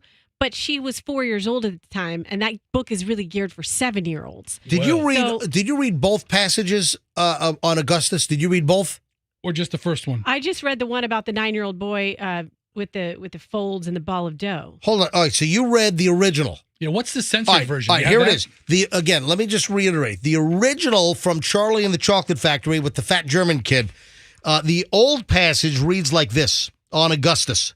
A 9-year-old boy who was so enormously fat, he looked as though he had been blown up with a powerful pump. Great flabby folds of fat bulged out from every part of his body, and his face looked like a monstrous ball of dough. So I have one question for you, MJ. Are you tuned in to 104.7? I mean, that's the exact passage Roxanne just I read. know. That's what I'm saying. I had to reiterate it. So I was just about to say, Roxanne, you read that passage. Yes, I did. I know that. I was just, because now I'm going to read the corrected passage, the updated passage. And then Roxanne will read it after you. Okay. The updated passage to what I just read to reinforce what Roxanne had previously read is this. That's what I'm doing when I repeat you. I just am reinforcing. The 2023 rewrite sounds like this. Quote, a 9-year-old boy who was so enormous, he looked as though he had been blown up with a powerful pump. Great folds bulged out from every part of his body, and his face was like a ball of dough. So they got rid of fat, and they took monstrous out. So, and his face like a monstrous ball of dough. They took fat out. They took monstrous out. I mean, it still paints the same picture. I guess I don't have that big of an issue with it. Well, why do you have to go back and sanitize someone's work from... Exactly. It's just... Did they do that to, what's that dumb doctor's name? Dr. Seuss. Yeah. That's the same thing. Dr. Seuss, he was like branded as a racist because... he had a reference to Asian Americans. One fish, two fish, red fish, Jewfish. No, I'm kidding. I'm kidding. He could say that. I can say that. What? No, but seriously, Dr. Seuss. He has a book ban. They tried to cancel Dr. Seuss for crying out loud.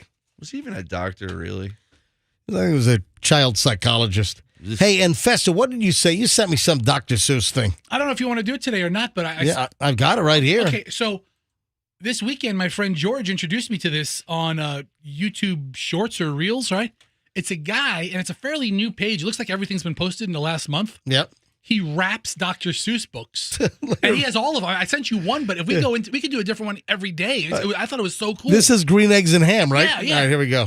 Yo, this is Green Eggs and Ham, written by Dr. Seuss, and I'm finna rap this bug.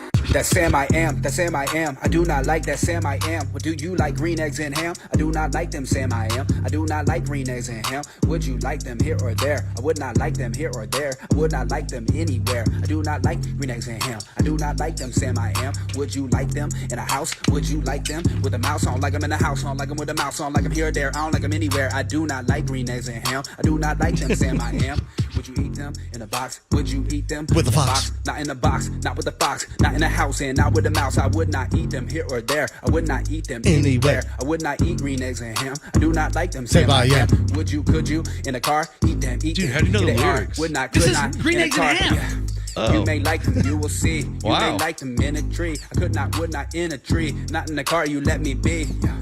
I don't like them in a box, I don't like them with a fox, I don't like them in a house, I don't like them with a mouse, I don't like them here or there, I don't like them anywhere. I do not like green eggs and ham. I do not like them, Sam I am. A train, a train, a train, a train. Could you, would you, on a train? Yeah. Not on a train, not in a tree, not in the car. This Sam, guy's let me talented. be. Yeah, he Would not, is. could not in a box. I could not, would not with the fox. This is good. I do love like his this. trap beat, too. He's got them all. Will not eat them here Pop or there. on pop. Will not eat them anywhere. Oh, I do not walk eat it in my green eggs and pocket? ham. I do not like them, Sam I am. Say in the dark, here in the dark. Would you, could you, in the dark? I would not, could not, in the dark. Would you, could you, in the rain? I would not, could not. All right, in it's the getting a rain. little old What now. about Cat in the Hat? Does he have that? Yeah, he has Oh, Cat in the yeah. Hat. Yeah, let me In click it. French? What about Chapeau? what about Horton Gives a Hoop? I mean, he has them all. I'm on his YouTube page. The cat in the Hold on. hat. How many things do you have running? I got like 10 windows open. Let me close a couple windows. Oh my God. Let me close a couple windows here. Hold on. All right. That was about to drop.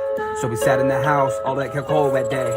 I sat there with Sally, we sat there with two, and I said how I wish we had something to do. Too wet to go out and too cold to play ball. So we sat in the house, we did nothing at all. So all we could do was to sit. And we did not like it, not one little bit. Bump, and then something went bump. Hey, had that bump made us jump. We looked. Yeah, it's Cat in the Hat. Thing one, thing two. Catchy. The cat in the hat. Yeah, look at that. I like this guy. This guy's awesome. Why don't you buy his album? Well, I don't like him that much. I'll just watch his free YouTube videos. Let me ask you guys a question. I'm sorry to laugh, but let me ask you a question. Mm-hmm. If you rent an Airbnb, do you think hot water for a shower should be included? Oh, God. How annoying. Was that an option? Man, this is crazy. Whole bunch of friends, they rented a Lake Tahoe home. You know, do some skiing, do some riding, and they rent a Lake Tahoe home, and they didn't have hot water. And Lake Tahoe? And then, yeah. Is it expensive there? Yeah, You well, get hot water? Well, they got an Airbnb for $186. Yeah, a bunch of snowboarders, a bunch of riders. Yeah, dude. So they got a Lake Tahoe home for $186 a night, $186 a night, and they didn't have hot water. And then they were told that the rental was not obligated to provide hot water. Are you kidding me? Is this one of the things that is just assumed if you're renting a home? I mean, I would that you think have so. bathroom and lavatory and shower facilities, and that you would get hot water? Yeah, they could have marketed it a little bit differently and made it like it was a perk to stay there without having hot water, and like it's like the cool ice bath that you do now for your health. No. Cool shower. A group of friends went to Lake Tahoe to enjoy some snowy weather, do some snowboarding. On the first night, everything seemed okay, but for the second and third days, there was a shortage of hot water, forcing the group to take cold showers. They contacted the owner and Airbnb to report the problem, and Airbnb stated that the host was not obligated to provide hot water. Are you freaking kidding me? Yeah, that's not a good look for the Airbnb rentor, yeah. Really? That's not going to help you get more clientele. I mean, you can get water, but we don't have to give you hot water in the middle of the winter or really any time. I don't care if it's blazing hot out and it's August. Yeah. You should have hot water in a bathroom in a house you're renting on Airbnb, but for the response to be that they're not obligated to provide you hot water? What kind of a rental? What kind of a hotel, for instance? Would you colonial style one that makes you like you want the real experience of how the how the colonials live. Yeah, you got to go out to the parking lot and find the outhouse to churn some butter and poop in a hole. Exactly. Yeah. Out behind the hotel. You got to be kidding me. I have never heard of this. I mean, you talk about a ridiculous premise that there's no hot water. Oh, well, we're not required or we're not obligated to give you hot water. That is absolutely preposterous. Ridiculous beyond description. At least put a timer on it, like 10 minutes or something. Hey, Fester, I got to find out from you if your wife's car is under recall. It is. We got a letter. Oh, you did? I saw the letter. I didn't read it personally, but we got a letter from Tesla. Hang on. Under recall. So if you're a Tesla driver, is your car under recall? And I need to know if Cheap Fester actually sprung for this anyway. All right, hold on. Back in a second. And then we got late morons in the news we'll get to in just a bit. You know that, what is that old adage? Lovely to look at, lovely to hold. Anybody want to finish my words? I've never heard that. No. Lovely to look at, lovely to hold. You've never heard this? Lovely to look at, lovely to hold. Your nipples are hard. It must be cold. All right, Yes. Froggy. That's the best. That's better than what I was going to come up with. Dropping truth bombs. True. I mean, that's Lovely all to true. look at, lovely to hold. If you break it, Oh, I've seen that before. Like consider it sold. I've seen that in antique shops, and I've broken stuff and just walked out. You're a rebel. Just walk out. I'm leaving. All right, I gotta tell you why I'm saying lovely to look at, lovely to hold. If you break it, consider it sold. Ooh, this is rough. All right, all that and a whole lot more next in the final chunk of the MJ Morning Show in minutes here on Q105. Hey, if someone...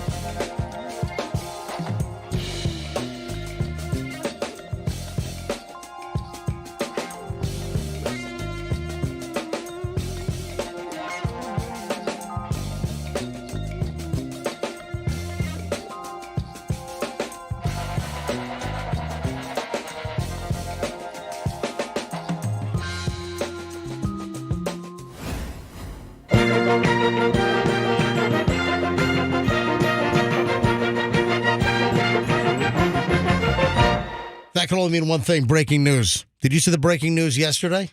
Oh, yeah. Another derailment with toxic fumes. Clue. Okay, I have no idea. Mr. Mustard. Oh. Clue. The game? What are you doing?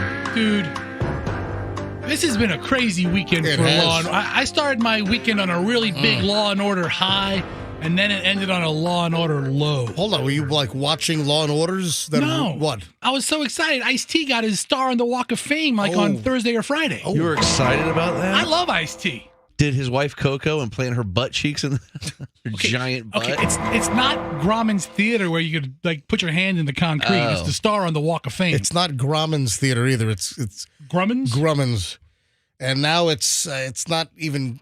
It used to be Grumman's Chinese Theater, and then Now it's like Grumman's Asian American. Hey, the guy that announces there follows me on Instagram. That announces all the movies. Really? Yeah, he's been doing it for 25 years. I used to go there all the time. I used to live just a couple miles away from there when I lived in Hollywood. He probably was the announcer when you went. Richard Belzer.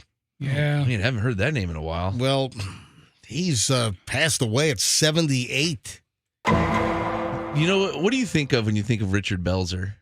I mean, Law and Order now, but originally he was like a really dry, cutting comic. You remember when Hulk Hogan picked him up and slammed him and busted his head open live on TV? No. What? Where the hell was that? Look it up on YouTube. It's one of the greatest clips I've ever seen. After he gets slammed, does it go? Another guy who didn't believe in wrestling, he goes, I think wrestling's fake. And he goes, oh, yeah, brother, come here. And he choked him until he passed out, dropped him, smacked his head on the ground, sued him. Oh, my God. Richard Belzer looks dead here.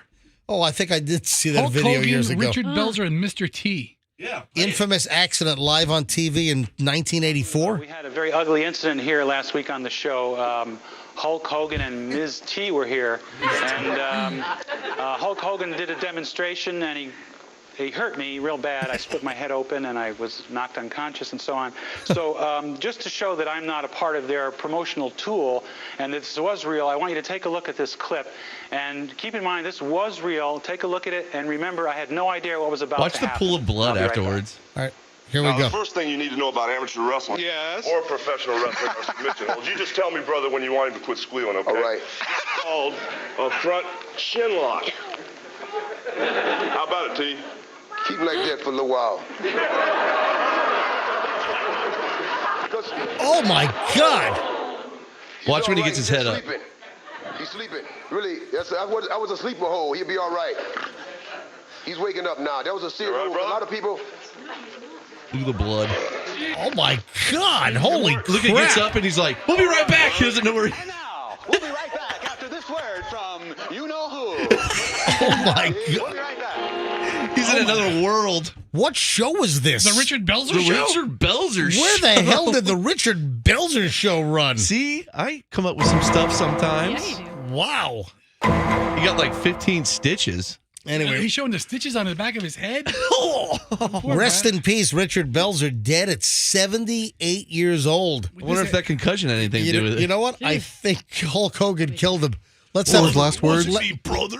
Let's have Hulk Hogan picked up for. Let's have Hulk Hogan. Who's your suspect? Hulk Hogan. Yeah, Hogan family really puts put him in a people out. sleeper hold in 1984. You could hear all of his muscles or bones cracking. Oh my God, that's insane. So rest in peace, Richard Belzer. So I said, lovely to look at, lovely to hold. If you break it, consider it sold. You're just asking for stuff to be broke if you have that sign hanging. I was in an antique shop in Brevard, North Carolina, and I spun around too quickly, and my big ass hit like a china display and took out like 5 plates. And I'm like, Allison, run. And was it the whistle stop? It was on that main road. It was a whistle stop, I bet. And I'm like, let's get out of here. I'm not buying these plates. We're out. But it had that same stupid sign. Where were you staying then? By any chance, were you just in Miami at an art exhibit? I was not. Was it Art Basel? Did they have that? Oh, that No, was a couple no. weeks ago. A small sculpture valued at $42,000. This is like a glass ceramic sculpture of Princess Diana. balloon dog. Oh, I thought you were going to say boy. Do you know when the clown takes the balloons and then blows them up into the long balloons and then twists the balloons into like a dog, like a poodle? Mm-hmm. Yeah. A sculptor made a balloon dog, but out of sculpting material, whatever it was, glass or ceramics, and somebody kicked it over and look at the video's great. You gotta see this. Are you watching the video? No. You gotta look at this thing. Oh my gosh. There's a video of it, I think. This is insane. So look, there it is.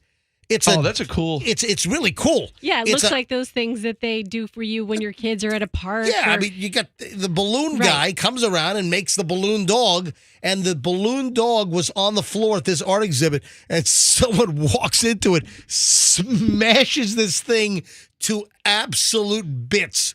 I mean, there is nothing. There is no way this is getting glued back together. It's not like the tail got snapped off. This thing is in literally 300 pieces. It was a blue poodled balloon dog. It was. It's like a Mr. Bean movie. Is that really worth $42,000? Well, that's what they said. Art is so overrated. Art sucks. Art is stupid. It really is. Now, is It's this a video rip-off. of? Oh no, that's the aftermath. Yeah, it's not the actual smash, but it's immediately afterwards. Froggy, you saying you saw the actual person walk into it and smash it? I thought I did, but I think I'm confusing that with somebody who spent like 6 months working on a Lego piece and somebody accidentally smashed it. Or Steve Wynn putting his hand through a Picasso worth worth $500 million or something. What a hump. So. It's all overrated crap anyway. I can make that dumb balloon doll. You know what? Here's the thing. No matter how valuable it is, the janitor is still coming out with the same little dollar store sweeper broom. They put out the little caution, little yellow signs, like the wet floor caution deals. And then they come out with just a sweeper and the dustpan on the stick. And they're just sweeping up this $42,000 sculpture. Put it right in the trash. Yes, Andrew. You asked us last week. Yes. About the school rezoning. Yes. And you wanted an update on that. Yes. Did you already see the update? No. There are meetings this week for public to come in and hear what's going on. Okay. Fester, go. Cause a scene. I'm going to be like, send Beach Park to Jefferson. That's how I'm going to be. You don't want me going to this meeting. Send the kids to Jefferson. I'm going to come thump your nostril. Send them all to Lato. Dude, I went to Jefferson for driving school, and it was fun. I know. It was awesome. My buddy's with Jefferson. He's a lawyer now. I just did an event at Jefferson this past weekend. It's a lovely school. What now? I did the Junior Gasparilla Distance Classic at Jefferson. Did you? Oh. At Jefferson? Anyway, the sculpture thing's hysterical. Can we put that up on Stories Mentioned on the MJ Morning Show? We'll get this. If you want to see the balloon dog, and it's really kind of a cool sculpture. Well, you know how quick that thing would break in my house? What do you think you could buy the parts for? Do you think like the sculptor would sell it for like $100? Dude, if you go to a museum, you're an idiot dumbass. This was an art show. If you go to an art show, you're a bigger dumbass. Hold on. Are you saying if you go to a museum, you're an a idiot. dumbass? You're going to sit there and look at overrated garbage? So this is not a one-of-a-kind piece, MJ. Dude, art is dumb. What art do you have? I have numerous paintings in my house. Oh, yeah? What do you have? A Jackson Popock? What is it? What's his name? Jackson Pollock. You got Jackson Pollock, where it looks like he just drank a bunch of paint and vomited on a canvas. Guess what? I bought one of those at a yard sale, and it turns out it's worth $27 million, okay? I paid $10.50 for it. There was an original copy of the Declaration of Independence underneath it. Wow. Art is now it's so worth dumb. $56 million. All right, so the sculpture is not an original one, MJ. It's one of a limited edition. Right. There were 799 of these dogs. Well, now there's 798. 798's the number. Wow. So everything's gone up. Whoa. Are you telling me that the copy was going for $42,000? The sculpture was part of a limited edition, which has now decreased from $799 to $798, according to the BBC. There you go. What a scam. Jim Carrey. Love He's him. crazy. Love him. And, speaking of art, he's become like a painter. Yeah. Oh, he does cool art. Well, he painted all kinds of like nasty Trump paintings. Yeah, Did you that see was those? his big genre. Really funny. His big thing during the Trump administration, he was painting these nasty Trump paintings. Devil like Trump with horns and fire. Well, hey, here's the deal. Jim Carrey is now threatening to sue a YouTuber by the name of Vincent Briatore for destroying his more than 3 decades long career. Why is Jim Carrey threatening to sue this YouTuber? The YouTuber is claiming that Jim Carrey... Is his name Ace Ventura? Nope. This YouTuber is claiming that Jim Carrey visited Jeffrey Epstein's infamous island. Ooh. Sort of implicating or you can't... inferring that Jim Carrey was in on all of the, Jeffrey Epstein Lolita Express. Pedophile Island is what it's called. Pedophile Island or the Lolita Express, etc. That's for real. I mean, I have friends that live in St. Thomas, and that pedophile island is for real. Oh, yeah. So which friends of yours live in St. Thomas? Huh? Thomas. Kettle. Oh, we stop it. Not Kettle. No, Kettle's local. So did Jim ever go to the island? Well, obviously not if he's suing the guy. No. So he went and he started talking out of his ass to all the kids. Excuse me. Jimmy asked you a question. No, Jim Carrey did not go to Jeffrey Epstein's pedophile island, so he says. Alrighty but then. The YouTuber is defaming him. By saying that. And that's why he's threatening to sue the YouTuber. So it has nothing to do with his art? I have to admit, I never heard of this YouTuber before Jim Carrey brought him more attention. Well, Jim Carrey is certainly bringing more attention. One of Jim Carrey's smoking. Somebody stop me. Oh, that's his worst movie. So, Mask. Yeah. Good, Rox. One of Jim Carrey's, man, I'll tell you what. You know who looks so hot in that bank scene? Cameron Diaz. Cameron Diaz. My That was her God. peak. That was peak Cameron Diaz right there. Wasn't that her first big movie? Holy No, she moly. had She looked pretty good in Something About Mary, too. Yeah, what about Vanilla Sky? She was good in that, too. I think Tom Cruise looked good in that. Yeah, he was beautiful. And One of Penelope. Jim Carrey's lawyers put out a statement. Your false statements and false impression caused substantial damage to Mr. Carey's personal reputation in that they intentionally mislead the public to believe Mr. Carey had a relationship with Jeffrey Epstein and knowledge of his well-documented crimes and exploits, thus exposing Mr. Carey to public hatred and contempt. Well, go get it. I mean, listen, Jeffrey Epstein is was a pretty sick dude, and to try to suggest that a celebrity used to go to his island and then to infer that he was part of all that underage young Lolita stuff, that is damaging. Let's go to Bill Clinton for comment. Yeah. Would he go there like 12 times? Yeah, I mean, come on. He was on the private jet roster. A lot of people wanted to be around Epstein before he was like the biggest creep in the world. You guys aware of the South Park episode just recently that portrays Meghan Markle and Prince Harry? No. I heard about it, but I haven't seen it. Michelle and I watched it over the weekend because it's on whatever it was on one of the streaming services, the latest episode or one of the latest episodes. And it's Prince Harry and Meghan Markle, and they're running all around the world with their Leave Us Alone tour. It's it's like we want our privacy tour. And they're doing all of these like very visible things, and they're holding signs. We want our privacy. We want it. It's very funny. And the word is that Prince William laughed at the episode. That's funny, isn't it, to Meghan? Estranged brother, Prince William, who is next in line to the throne after King Charles bites it. But Michelle and I watched it. It is pretty funny. And some are saying that this will attach to them. They will never be able to live this thing down. Ever. Here's the question. Do you and Michelle do anything but watch TV on the weekends? You guys are really... Why don't you hit the yard? You guys are done with intimacy, aren't you? You gotta, Will you stop it? We're watching a little bit of just a little. You watch till 4 a.m. It's a 20 sitting on the couch in our home next to each other. Your sedentary lifestyle. Seriously, don't you? I walked 20 miles this past week. Dude, MJ, you were saying earlier you watched that movie Blackbird. No, it's not a movie. It's a limited series. Okay, I apologize. I think you have a TV watching problem, dude. We don't. I don't get to watch TV during the week, so we watch on the weekends, and I can stream and watch a movie or What do you do during the week? I'm working. I do 2 freaking radio shows, and the prep takes hours and hours. All right. That's what you have Fester for. My God. Not really. Hey, speaking of Fester, finally, before we get out of here today, Yes. So you guys got the Tesla recall letter? Yeah, we got it. I don't know that it affects us, though. Yeah, because you're too cheap to buy the autopilot, right? Because I don't believe in the autopilot. Yeah, right. I saw somebody who works in this building who has a Tesla, and he drove all the way home on the bridge on autopilot and taped it. Yeah.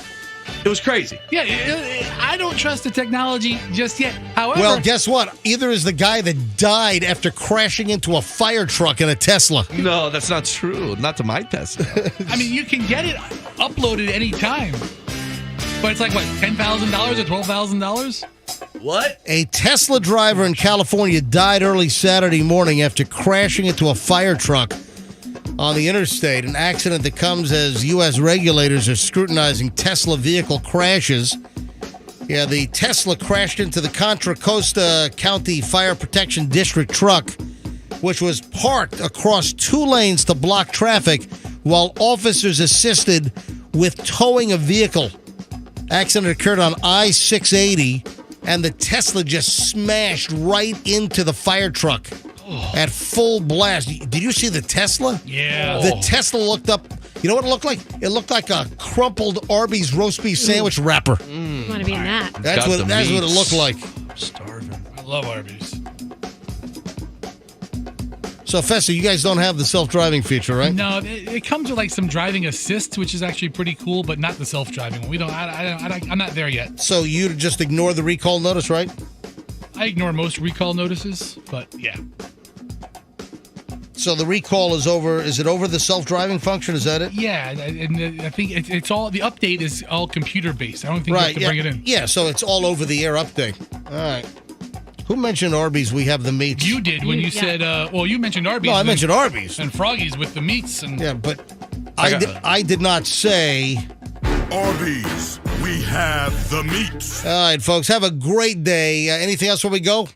That's it. I think that's it, yeah. All right, we'll see you back here tomorrow on the MJ Morning Show on Q105. Lots of stuff. MJMorningshow.com. The giant boob teacher and that whole update is on our website. Stories mentioned on the MJ Morning Show. Also, the smashed up poodle sculpture. All kinds of crap. MJMorningshow.com. And we'll see you tomorrow, folks. And let's be careful out there.